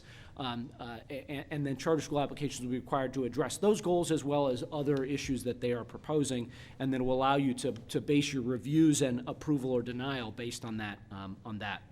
Happy to report that bill came out of the full Ways and Means Committee last week on a 16-7 vote, so a little more contentious than the urban renewal legislation, but with strong bipartisan support from folks on both sides of the aisle. It will be on the floor of the House. It should be on the floor of the House tomorrow, where we're cautiously optimistic that it'll receive a favorable vote, and then it will go to the Senate. Because it is a bill that came out of Ways and Means, procedurally, I know it gets a little wonky, procedurally it doesn't have to go to another committee. So it will go to the Senate for a full vote of the Senate body and then on to the governor's desk for his hopeful signature. So we're feeling very optimistic about those two. As you remember, we had 5 pieces of legislation that we proactively introduced in the session. 2 of those were constitutional amendments around property tax, and unfortunately, we were not able to get traction with those, mostly because there's decidedly more work to be done with the voters about the problems with the property tax system so that people have a greater understanding of some of the inherent inequities that are contained in that. The 5th measure is a measure dealing with a state bond for school security infrastructure improvements. I wouldn't say that that's dead just yet. There are a number of measures dealing with school capital construction that are in the Ways and Means Committee and let's say in the mix as we approach the end of session, but I don't have extremely high hopes that really any of them will come out of the milieu that finishes up the session. We've also lately been dealing with, you may have read about an issue dealing with students at the Providence Center for Medically Fragile Kids, and we've been working feverishly with representatives and folks from the Department of Ed to try to come up with a stopgap solution for the 13-14 school year so kids continue to get served and that our budget does not take an undue hit because of that. Don't have a solution yet, but I think all parties are working very positively on that, and we'll report more as we get stuff down. So lastly, then, the money. So as you know, coming out of the Ways and Means Committee some time ago was a small bill that allocated $6.55 billion to the state school fund.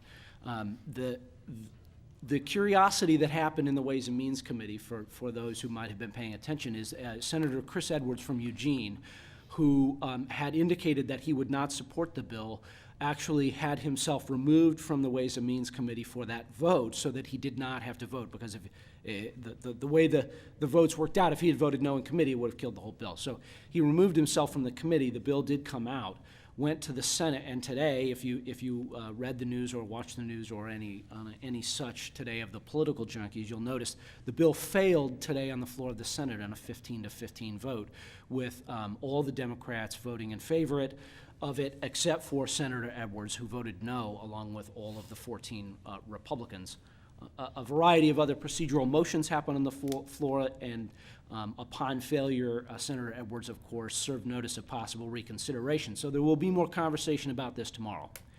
Now, what does that mean? What does that mean to you all? What does that mean to us as we talk about the budget?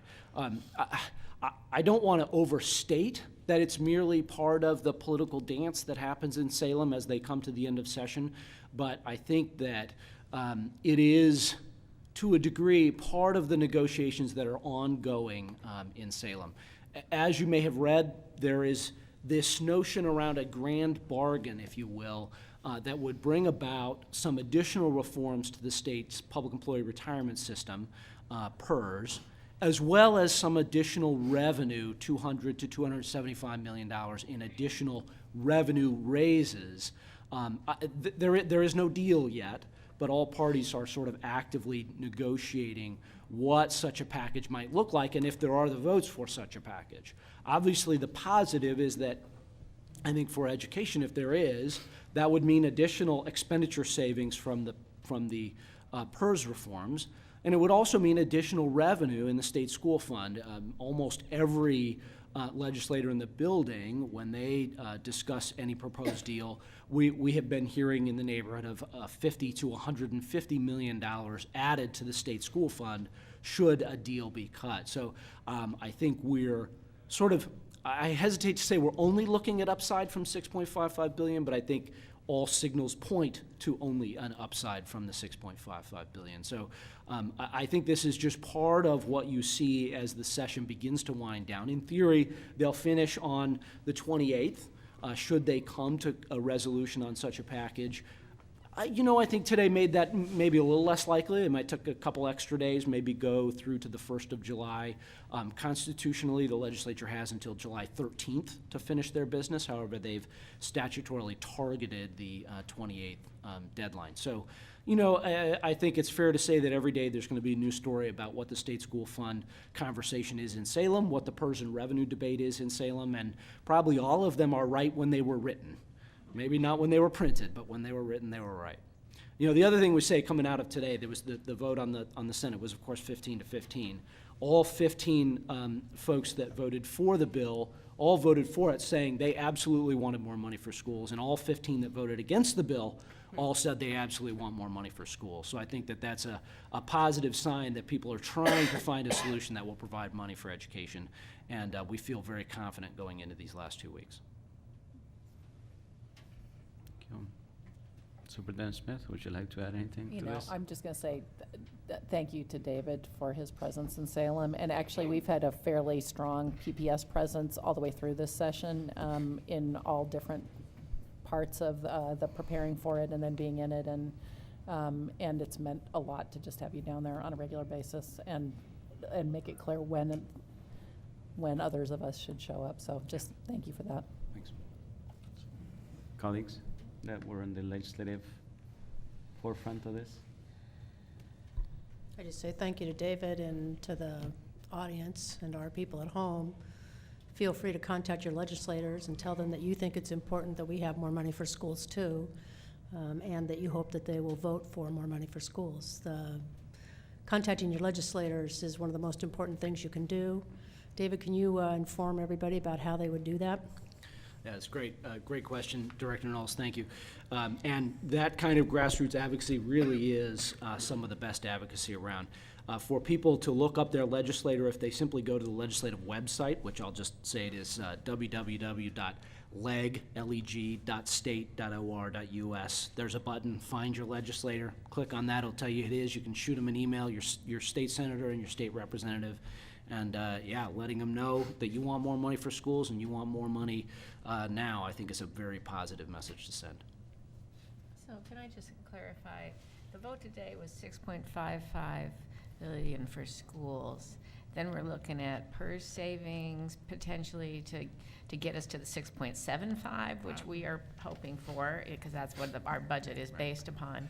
Plus there's some chance of maybe some more revenue, so we might get a little bit more than 6.75, which would be really awesome because we could add back some of the things that we've taken out of our budget for next year. So that's the breakdown that we're looking at. So what we need people, if you're going to contact your legislators, ask for all three pieces. We need all three pieces in order to.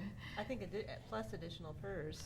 That's reform yeah. as well. So excellent clarification. So let's put it in four pieces. So 2 pieces on the table currently, $6.55 billion in an appropriation. The legislature has already passed and the governor has already signed into law another bill, Senate Bill 822, that would achieve for education about $200 million in savings to the public employee retirement system. So that's how you get to the 6.75.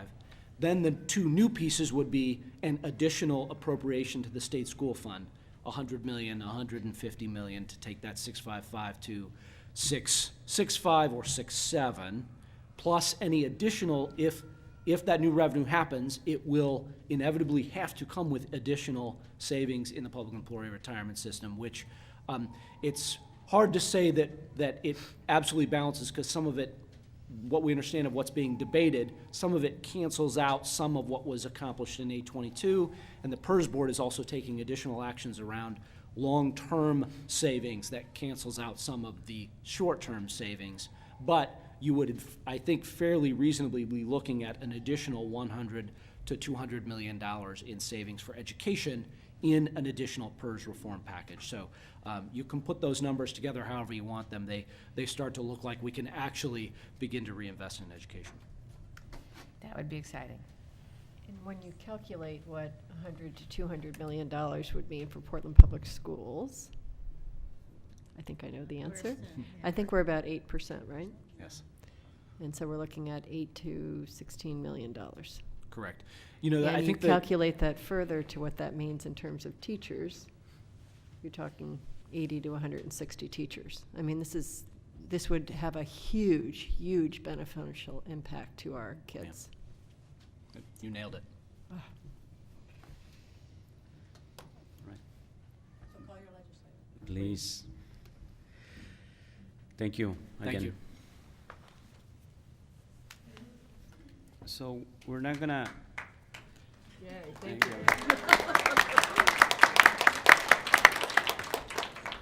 So I will now place the board into recess from its regular meeting and open the public hearing for the proposed 2013 budget, 2012 to 13 budget, amendment number 3. Okay. Superintendent Smith, can you And I will ask. introduce this item, please? Yep, I will ask David Wind, our Deputy Chief Financial Officer, and Sarah Bottomley, our Assistant Budget Director, to come up and present this report. Thank you both.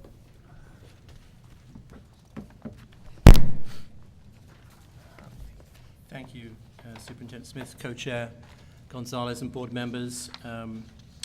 You have in front of you a recommendation from the superintendent and then a resolution to amend the budget for the 2012-2013 school year, which is almost finished, but just in time before the end of the year. These are essentially housekeeping items where we want to make sure that we've appropriated the right amounts of money relative to certain expenditures, and that is what is described here for you. The one thing that I would clarify, and I think if you haven't already, you're about to do that, is that one of the funds actually increases the appropriation by more than 10%. So we have a public hearing on that, which if anybody present is signed up to speak, they will do so. But that's, again, a relative technicality. And the reason that those expenditures, that appropriation is so big, has to do with Fund 438, which is the Facilities Capital Fund. As we were, when we issued the capital bond recently, one of the uses immediately was to pay off the existing debt that we had, and we fully advanced that line before we paid it off. And the additional proceeds that came out as a part of that are what is reflected here. So it's the financial moves that are consequent upon the issuing of the bond and the payoff of the interim debt. Any questions? Is there any citizen comment on Resolution 4774? Okay, so thank you. I will now reconvene the board back into regular session for the vote. We will now consider Resolution 4774, Amendment Number 3 to the 2012-13 budget for School District Number 1J, Multnomah County, Oregon. Do I have a motion and a second? So moved. Director Sargent and Director Atkins seconds. The motion to adopt Resolution 4774. Is there any board discussion on this resolution? The board will now vote on Resolution 4774. All in favor, please indicate by saying yes. Yes. Yes. All opposed, please indicate by saying no. Resolution 4774 is approved by a vote of 6-0 with Director Lyle absent. Now moving to the next item, which is the adoption of the 2013-14 budget. On May 20th, the board, sitting as the Budget Committee, held a public hearing and voted to approve the 2013-14 budget. Superintendent Smith, is there anything you'd like to add? We'll now consider Resolution 4775, impose taxes and adoption of the fiscal year 2013-14 budget for School District Number 1J, Multnomah County, Oregon. Do I have a motion and a second? So moved. Director Morton and Director Sargent's seconds. The motion to adopt Resolution 4775. Ms. Houston, is there any citizen comment on this? Yes, we have 6. Okay. Our first 2 speakers, Christy York and Robin Abadia.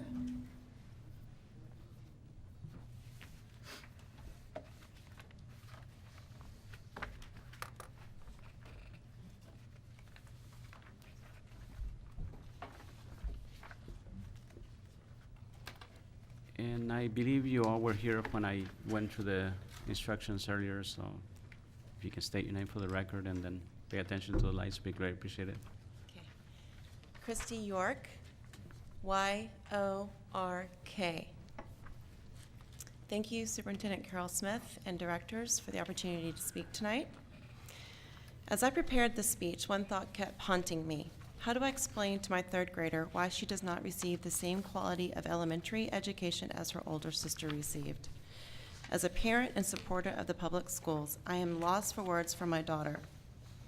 Referencing the ratio FTE table on page 24 of the 2013-2014 proposed budget, it is quite clear that the staffing of teachers in the classrooms in all schools has dramatically declined over the past 5 years.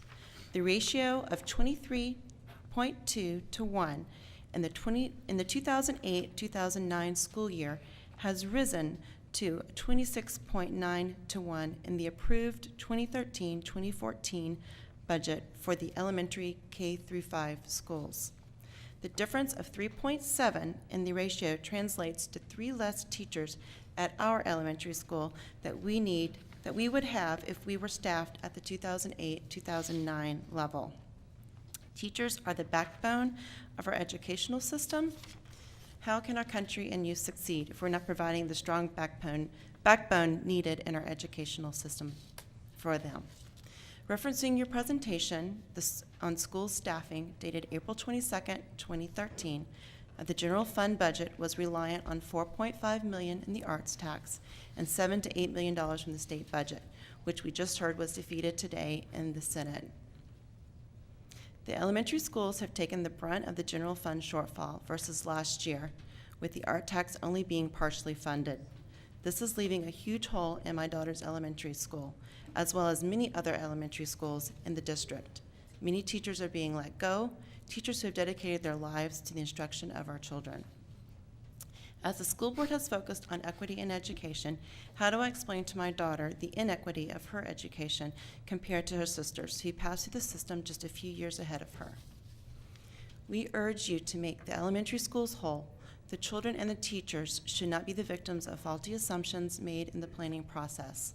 Please utilize the $20 million in contingency from the general fund to bridge this gap. Thank you for your time and dedication to our schools. I know the board wants to do the right thing for our children, as evident in the concessions made at the high school level. A stronger education for all our children makes for a better community. Let's not leave the smallest of our school children behind in this year's budget process. Thank you for your time. Thank you.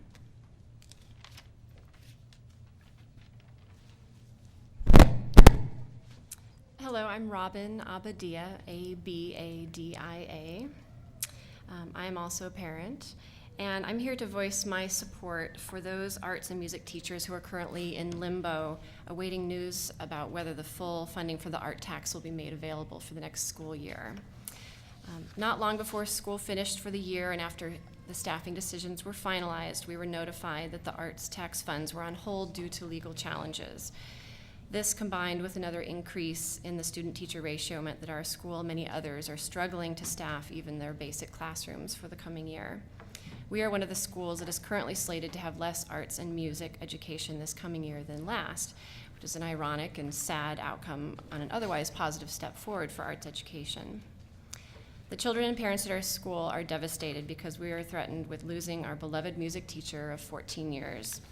She's introduced an entire generation of children throughout Portland to rhythm and song, theater, and an international repertoire of music. Her curriculum adds a creative dimension to our children's education that inspires and enriches young minds. We're very grateful that the city and PPS have stepped forward with partial coverage to keep many of the arts and music teachers at halftime during this time of limbo. But we ask you to fulfill the wishes of the voters by prioritizing full staffing of those positions, which were cut at the last minute, as soon as possible, and hopefully before school even starts in September.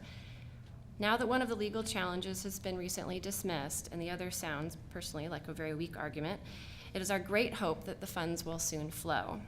Or if Governor Kitzhaber's current negotiations for a grand compromise come through and result in additional funds for Oregon schools, we ask that you again prioritize funds to make these art staffing positions in all schools whole. And as a last resort, maybe consider dipping into reserves just a little bit more. We think it's a prudent step in this case as well. There are times when teachers are described as FTE or staff, or resources or budget lines. And then there are times when our teachers are real people who shape us to be better human beings. And our music teacher is one of those people. Thank you for supporting her and the other arts and music teachers in her same situation. We very much hope to hear good news soon. Thank you all very much. Thank you both.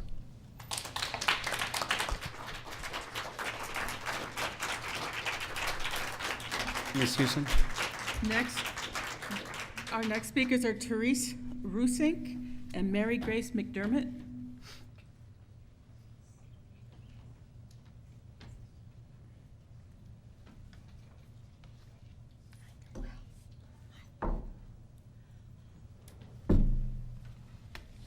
My name is Therese Rushink, last name R-U-E-S-I-N-K, and I have a daughter in Portland Public Schools.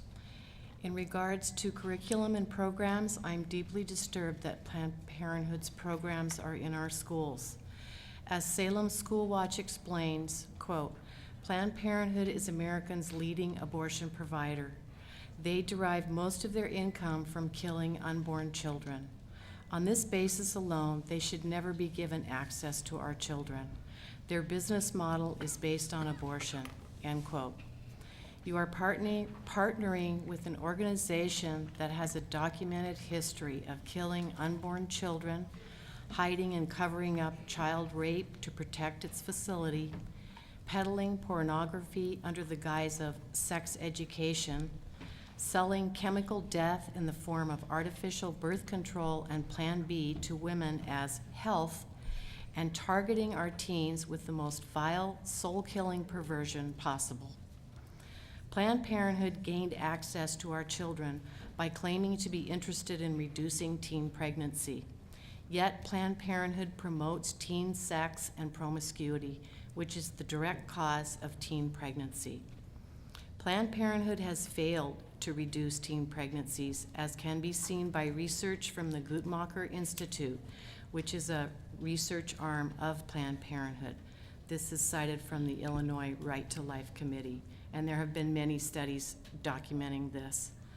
They are not in the business of women's health, as they claim, or of supporting their employees.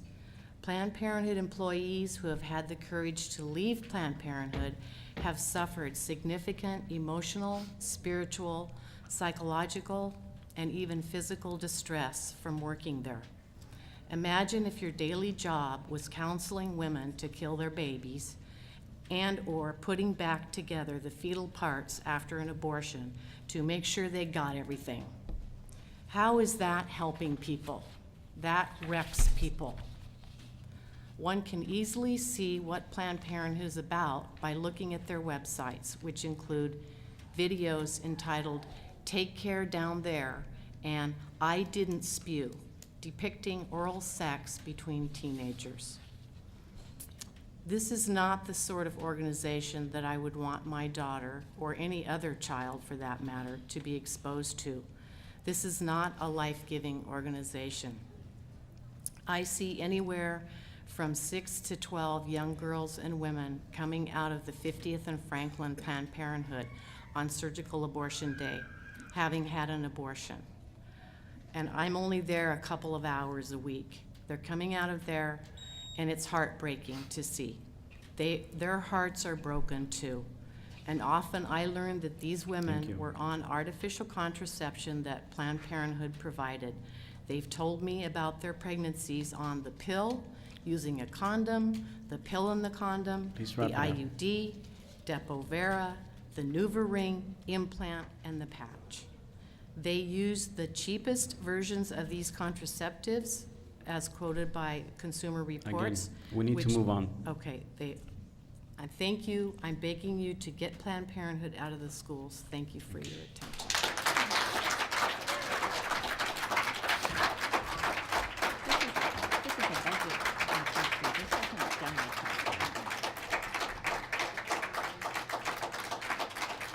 Go ahead.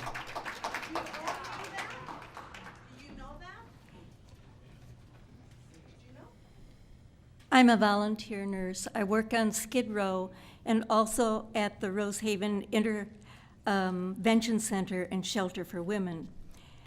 And my talk is sort of like a potpourri, so I don't know your budgets, but when teachers have so much time to prepare one class, what's the cost of their time in the budget to interrupt lessons for outside interference?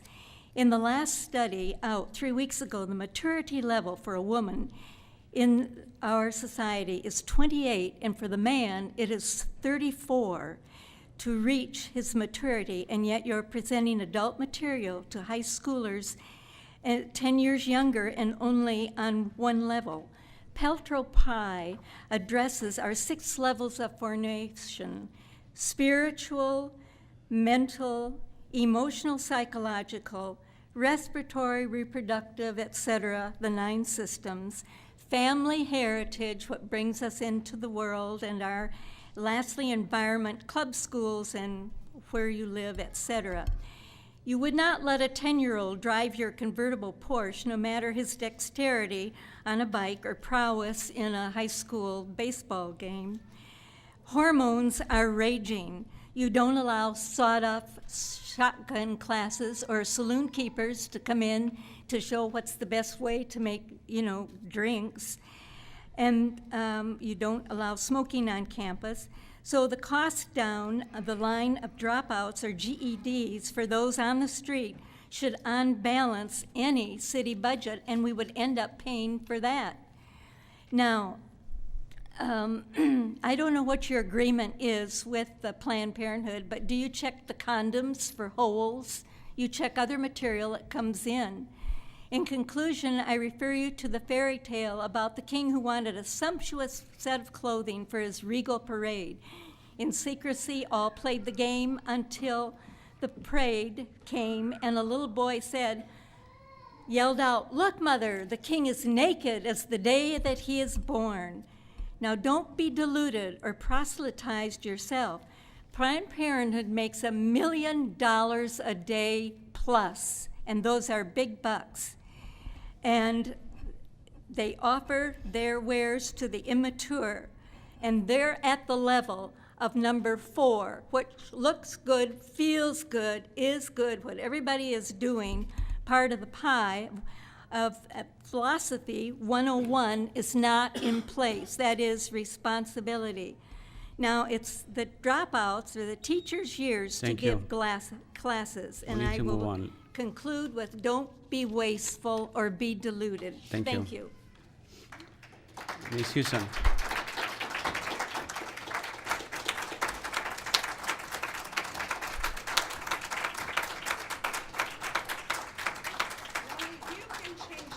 Ms. Houston, you want to continue? Our with the last next? two speakers, Jennifer Merrill and Consuelo Jean Rotu of Zeller.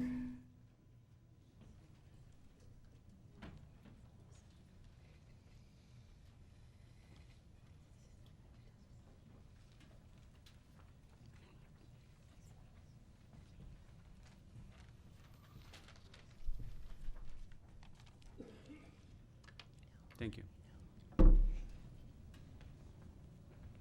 Who's first? Either one of you can start. I am Consuelo Jean Rotu of Zeller. Rotu, R-O-U-T-T-U. I have a few things I'd like to say. I want you to know some things that I know about Planned Parenthood and some other organizations. Planned Parenthood is on the steering committee of the Oregon Adolescent Sexuality Conference that is held in Seaside, Oregon. And when Rita Diller walked into this year's Oregon Adolescent Sexuality Conference in Seaside, Oregon, one of the first things that she encountered there was a table manned by 3 young teenage boys. And on the table was a collage that included many depictions of totally bare female genitalia. Obviously pornographic, and what I would have thought illegal. The collage included a drawing of a pigtail little girl riding on a tricycle with a word that starts with V. And I don't know how many children will still hear it, but I'm going to spell it fast, V-A-G-I-N-A, written above her. And another drawing of a young female girl standing by a rose with the V word written below her on a chalkboard. These were the words that were visible along the outer edge of the piece. Quote, "Everyone can come inside." Okay, now, why are teenage boys manning a table containing graphic pictures of female genitalia, suggesting that everyone can come inside? From a pigtailed little girl riding on a tricycle. Why are you partnering with Planned Parenthood? This is an organization that held a sex toy workshop demonstrating how sex toys work and how to maintain them at a bar in Portland just a few months ago. Why are you partnering with Planned Parenthood? Do you really want your sons and daughters, our sons and daughters, and the sons and daughters of the parents in Portland involved with this organization? I think not. I want you to know the real truth. Do the research, please. Let's put our dollars to better use and contract with organizations that are involved in the promoting of our youth in this area.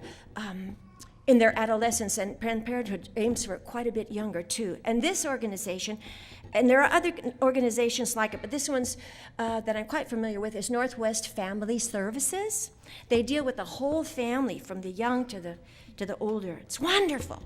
And on top of this, I want to say, the board fired one in a million who had the courage and the virtue and the wisdom and the character to stand up for the purity of our babies, of our little youngsters, the protection of our youth, our adolescents. Bill Diss. You're done. Your time is done. Oh, my time is done. Well, anyway, thank you. Thank you. Thank you.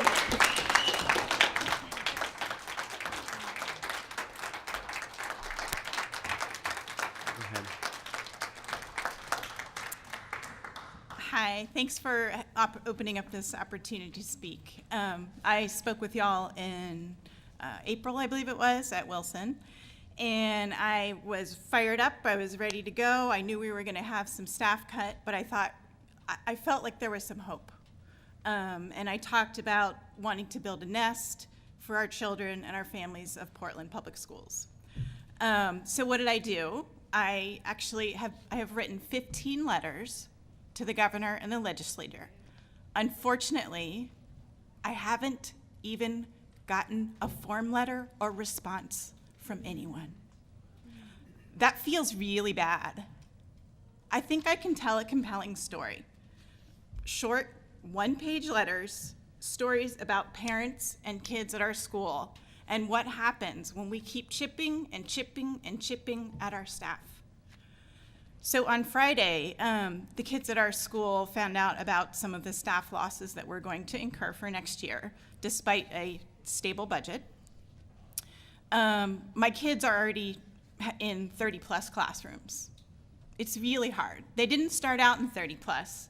My daughter had, great kindergarten, first grade, second grade levels, third grade, and now she's going into fifth. It's 30-plus, and it's really hard. So now we've increased the number of classes in our school that are 30-plus.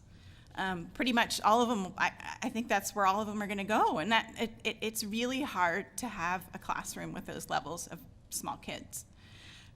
So we're losing 2.5 FTE for next year. That's a lot. We've already lost. My daughter found out that one of the people who's leaving is a halftime secretary. She is a big halftime secretary. I feel like she is there all the time. She knows what's going on. She is glue. She is the glue that makes all these little pieces of the parents and the teachers and the staff working really hard to put it all together, and she's going to be gone. My daughter's comment was, this is just going way over the line. We've lost our precious secretary. We don't have a music teacher on a regular basis. We pay for that with parent dollars. We don't have a regular art teacher. We have pieces of PE teacher, and all we're asking for, we want the basics. We want some people in the classroom who are going to take care of stuff.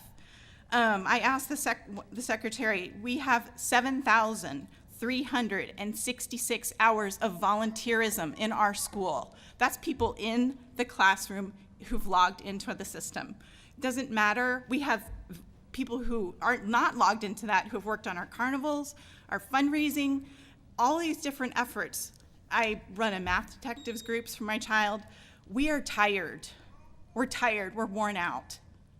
I don't know how much more we can do, but I'm really hoping we can restore some of that 2.5. Thank you.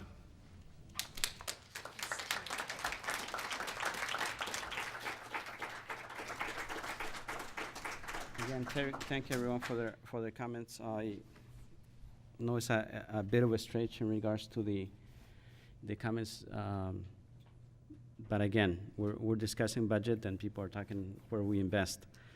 Some things definitely are not up for discussion in this budget, but wanted to be able to provide some opportunity for my colleagues to share any comments or have any discussion in regards to at this point in terms of the budget. I just appreciate the helpful reminder from parents and community members that, despite the best attempts of everybody to make this the best possible budget that we can under the circumstances, that we're still so far from serving our kids and giving the kids the education they deserve. And so just harking back to the legislative discussion earlier, that I hope the legislators are listening and that they will not just say, okay, we can pass something and go home, that we have a long ways to go in this state and we're not serving our kids the way that we need to be. Others? I think I just say I appreciate the testimony about what's going on in our elementary schools, and the staffing is, we knew it was not optimal, and it's not optimal, so it's bad out there. I think going forward, if we find that the legislature passes a more adequate budget than what is in our current budget, then we would look, I won't be here, but the board will look at where to invest that extra money and trying to meet, the needs of our students so that they do have the music teacher and the staffing in their schools that they need. You're right, low 30s for elementary school kids, that's a tough class size. We all know that. So I would just say, keep our fingers crossed and look for how to invest what we hope will be a little bit more money in our schools for the coming year. I would agree with that. I hope our state legislators step up. I also wanted to remind people how we ended up where we did, in part because of federal sequestration cuts. And I think people forget about that, and it seems so far away.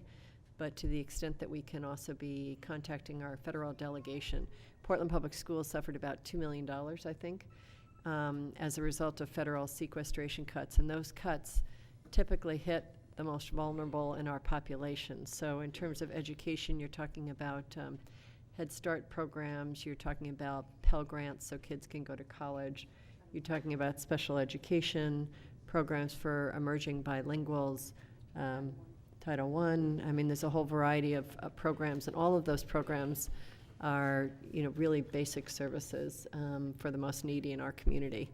And so to the extent that we can be having that conversation with our federal delegation, $2 million would make a big difference. It's another 20 staff, I mean, if you do the math, so that would be helpful as well. We feel your pain. Anything? Yeah, I would say that the few things that I'm really pleased about with this budget, obviously that it has served as a very good reminder, and I think we've continued to have that reminder as we have gone through our engagement with the community on the budget.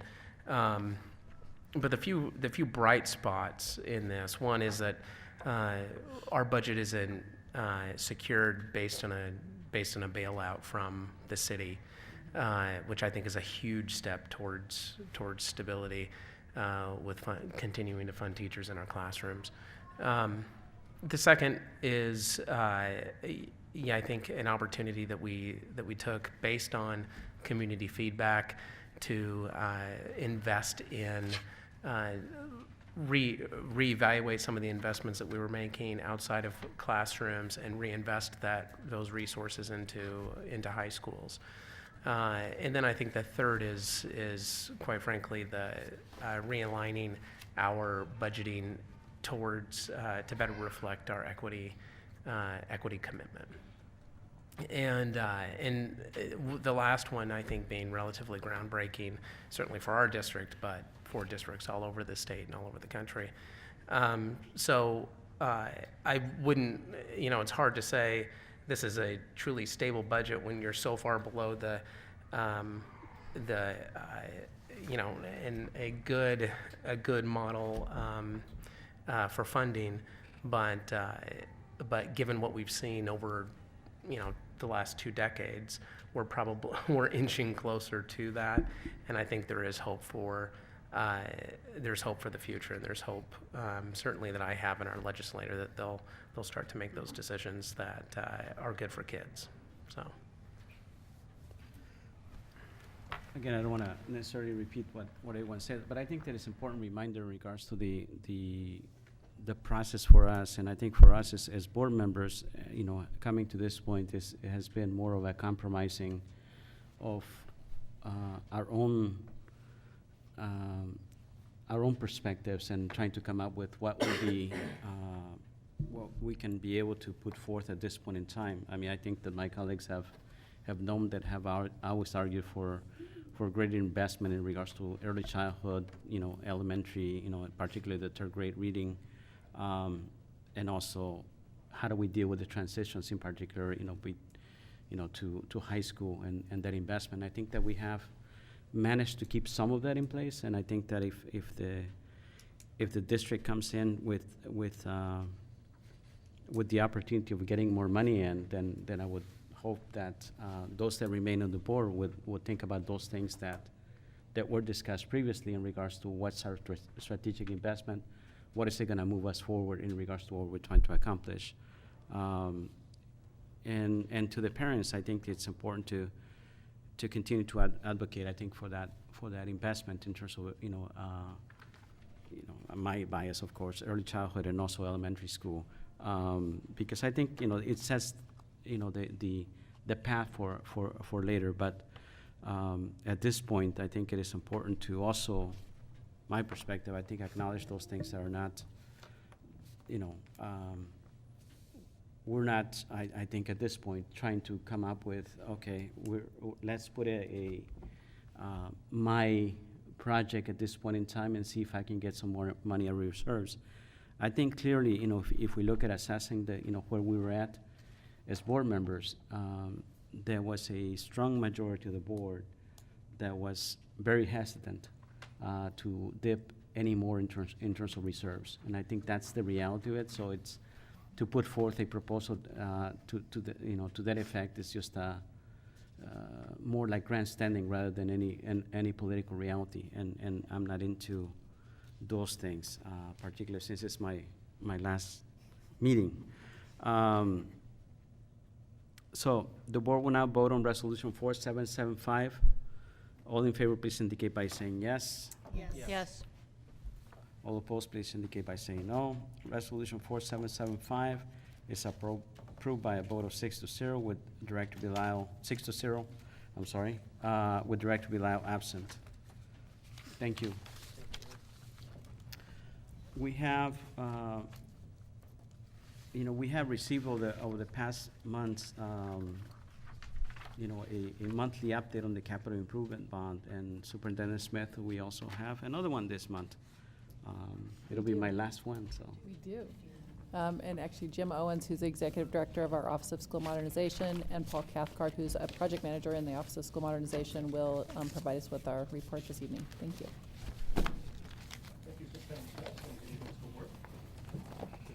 This is the June bond update, and we're going to mix up our presentation tonight to highlight some very important work we're doing on a component project that leads to the bond around our EdSpec work.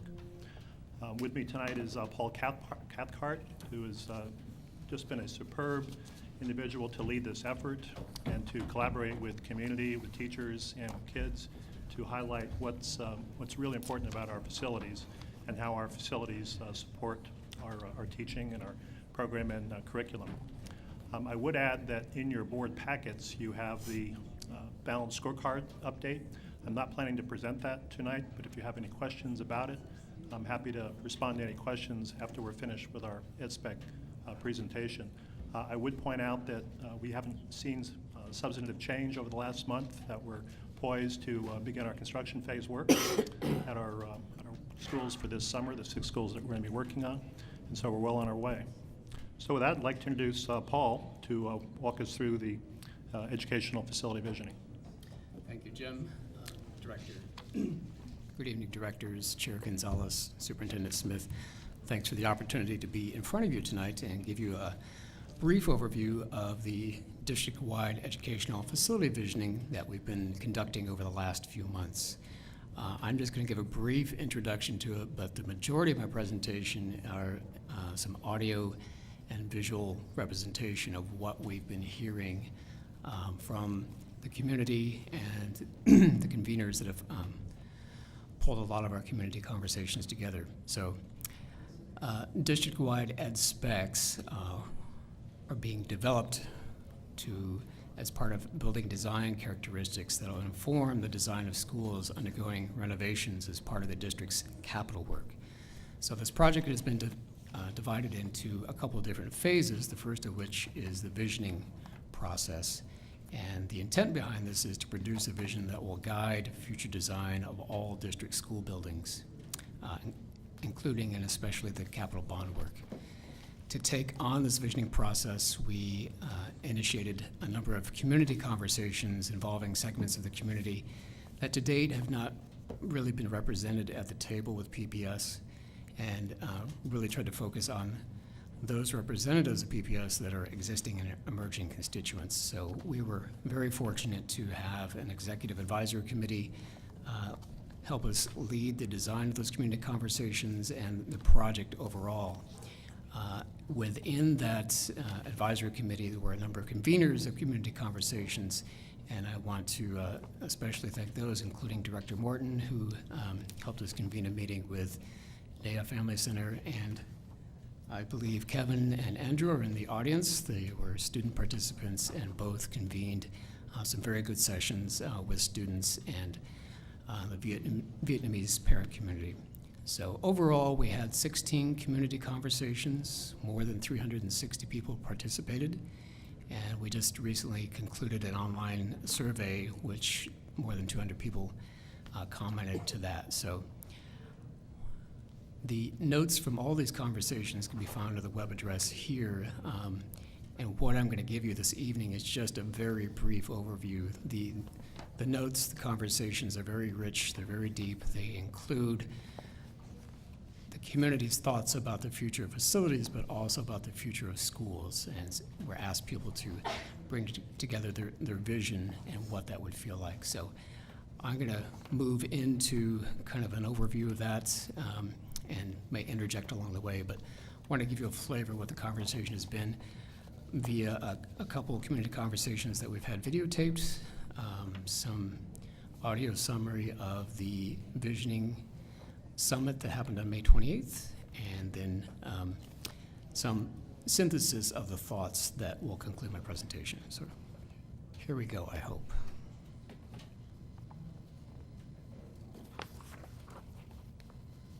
We have been on the road for about 3.5, 4 months now, talking with groups across the city, from first graders to high school students, from communities of color to futurists, from teachers and principals to our parents and our seniors that all reside here in Portland.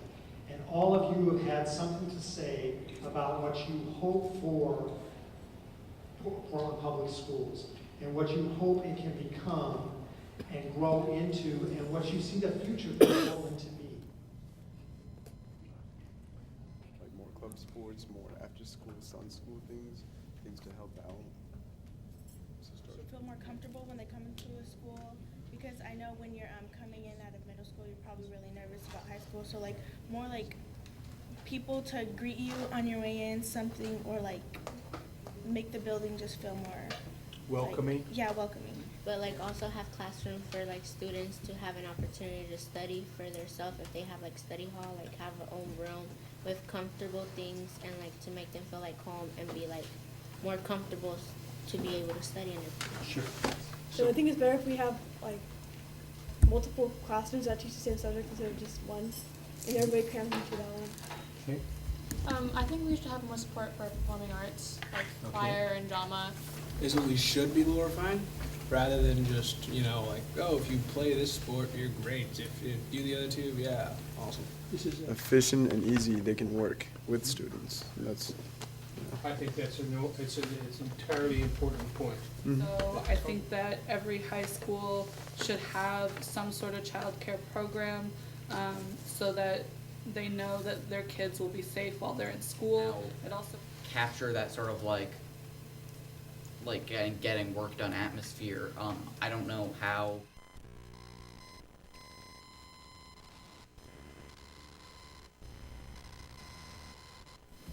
And transformative change is changing the rules of the game in some substantive way to create new possibilities, new relationships, new ways of behaving.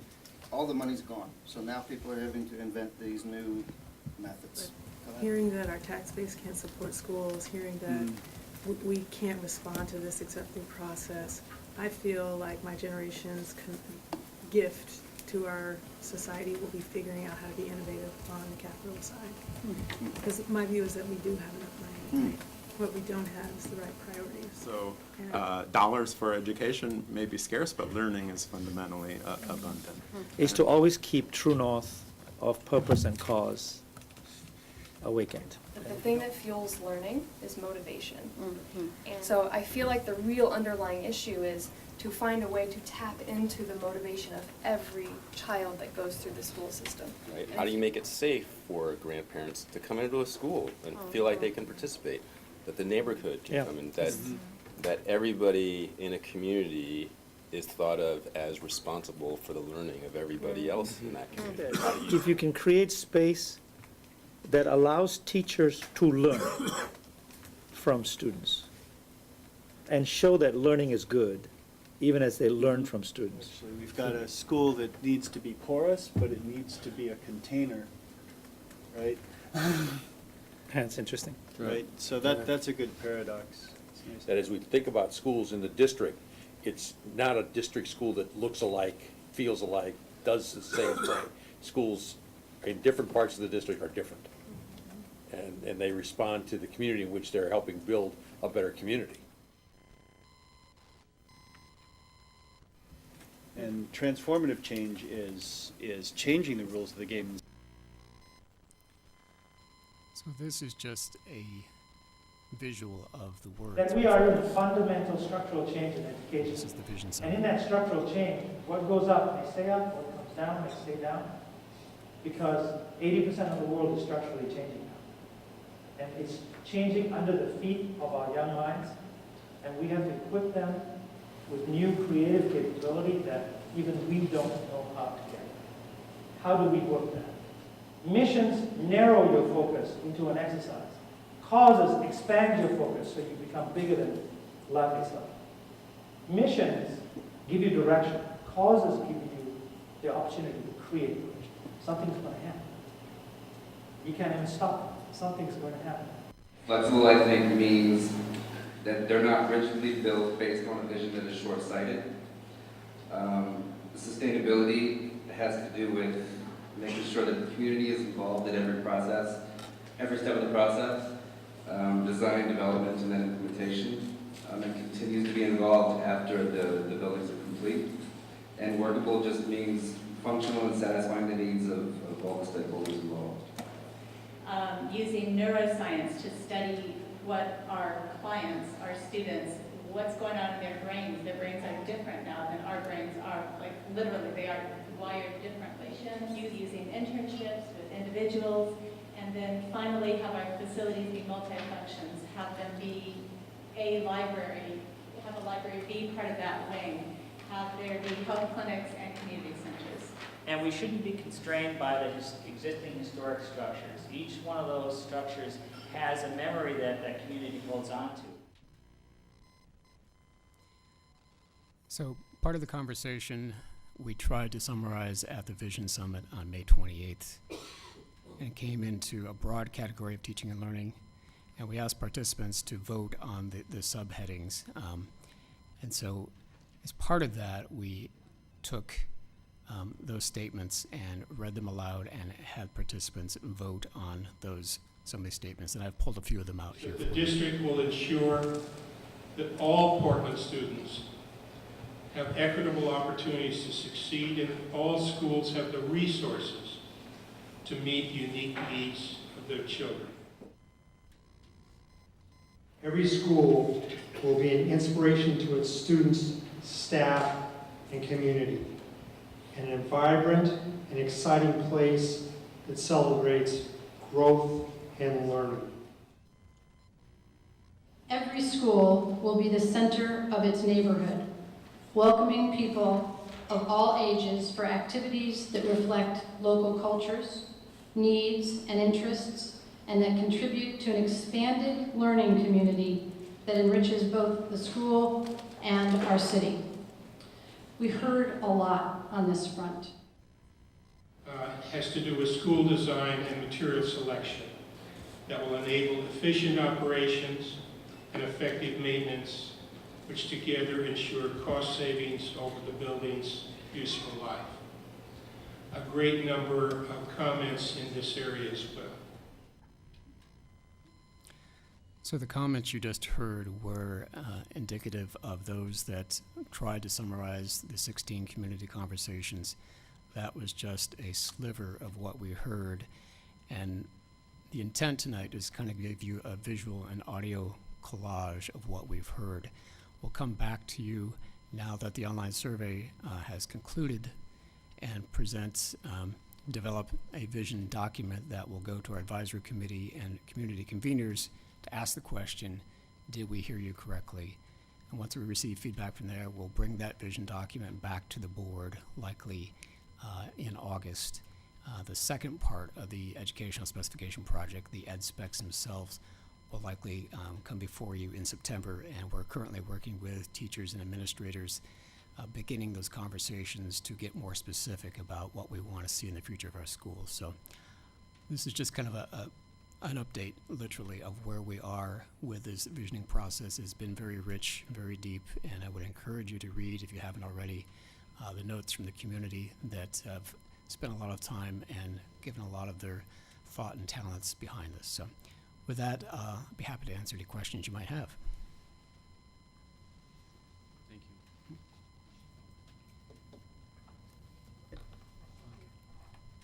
So we're gonna move on to the business agenda. Great, thanks, Greg. Thank you. The board will Could now I- consider the I'm sorry, remaining. could I just ask one question? Sure. And Before it you- might be Sue Ann that the question is to. We have a high school action team that are meeting, and I had just looked up what their goal is, and my question is about how that conversation is going to get woven into the design conversations at the school. So I just had a Roosevelt, I'm on the Roosevelt design team, and obviously, as we are designing these buildings, we want to make sure that our educational specifications are front and center, and I believe that that's what the high school action teams are working on. But I'm trying to understand how those sync up, so that we're sure that the design teams are looking first and foremost at what we're trying to accomplish in terms of the educational specifications. Paul has some additional insight after our conversation at the Design Advisory Group that Right, hopefully 'cause will I had tie asked this the question together. there, So, too, so. Paul? Yeah. So as far as the conversations with school staff, we've invited the Office of Schools, Office of Teaching and Learning. We'll be talking with principals next week. We've asked them what's the district's best thinking that we're going to bring forward in our educational specifications, and how should that be reflected in the space making that the educational specifications are designed to do. So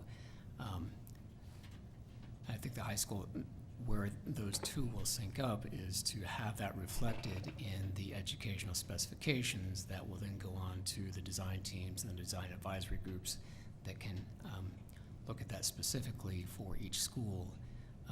And again, educational specifications are meant to be a point of departure for the design of each school, but reflects the district's best thinking as far as teaching and learning and how that should be reflected in space. And so will the high school action team be done with its work prior to the education specifications group? It sounded like the education specification final product will be getting to us in the fall, but I thought that the high school action team was going through next year, so I'm just trying to understand how they sync up. As far our conversations with high school teachers and administrators are happening this month and potentially into July. We hope to have that work done, and the high school ed spec developed during the month of July and into August. So that's the time frame there. I'm not as familiar with the time frame of the high school action teams and when their work might conclude. Okay. I'm going to ask Suzanne to come on up and clarify what the Yeah, high school I'm action just- team is working on, because I'm hearing a crisscross of. Well, yeah, well, I mean, it understanding, says yes. here that it's an advisory group convened by the chief academic officer to develop recommendations to accelerate student achievement and graduation success in Portland's high schools. Recommendations will focus on making systemic instructional changes that will mitigate barriers to graduation success for all students, particularly students of color, whom the high school system has not historically served as well as white students. So I'm presuming that out of that, we may have some ideas in terms of what we want to offer kids, and therefore what our buildings would want to accommodate. Am I completely off base? I mean, So thank you for the question. The high school action team, as you said, was an outgrowth of the report on the first year of the implementation of the high school system design work. Uh-huh. And so it's a group convened, has roughly 30 members. It comprises teachers, students, principals, central office staff, parents, and other community partners. So it's a really broad-based stakeholder group. What we are looking at are what are the next layer of shifts in our high school practices to accelerate learning for all kids and close the achievement gap. So we don't right now have an explicit intersection of the ed spec work, as it's called, and the high school action team, although there is overlap because people from each of the constituents or stakeholder groups in the high school action team are also part of the groups that have been convened. So, and as you said, the high school action team's work will continue through next school year. So whereas the ed spec work is, they're working on kind of establishing, so what are those specifications? So does that answer the question? I just want to make sure that as we're rebuilding our high schools, there was a huge conversation about this during the campaign, that we want to make sure that our buildings are built to accommodate what we're attempting to do inside of them, instructionally and in terms of our curriculum. Right. And it would seem to me that this high school action team is a huge piece of that and what we're going to be trying to accomplish. So I just want to make sure that it is working in sync with the ed specs group as we're going forward. Okay, thank you. And you can get back to me a little bit more on No, that. it just, so that ed specs, there are going to be groups that are convened that are specifically high school constituents that will overlap. The group that the high school action team is broader, deeper, longer program and strategy. People will inform some of the ed specs process, and there will be an overall district-wide ed specs that relates, that will include high school constituents specifically, and then it will go and be local communities doing the master planning for their individual buildings. And there are overlapping people in all of these connect. So none of this is disconnected from each other, but we're not waiting till the end of the high school action team process to have that explicitly inform the high school facility design. It's going to keep going on in terms of specific strategies. So. To them. I mean, all of these things connect to each other and are all informing each other. So, and one is not waiting for the other to be done in order to keep moving. So, maybe worth. Or you would not be happy with the answer that we're waiting till the end of next year to start design on our high schools. Like, but you've got, I mean, truly, we've got intersecting people between who are participating in all of these processes that are part of how it's linked.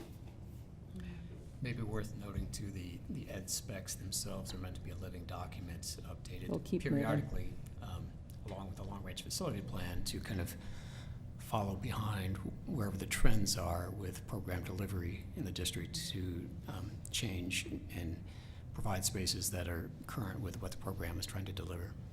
And I think like we're going to continue to learn through this entire process, and work will continue to build on itself. Yeah. We can continue to be here all night, but I guess what I'm hearing is that making sure that we take advantage of the fact that there are some resources out there in regards to trying to inform this decision, and hopefully bring that into the fold so that we can actually hear the excitement in regards to what the system we're trying to build.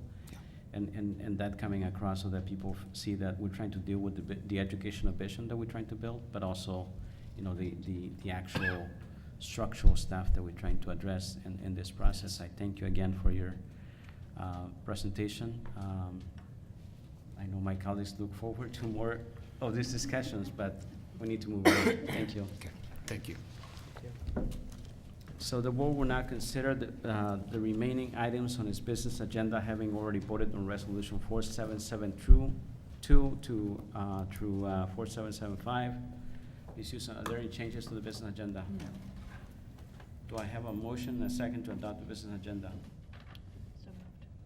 Second. Director Regan moves and Director Sargent seconds to the adoption of the business agenda. Is there a citizen comment? No.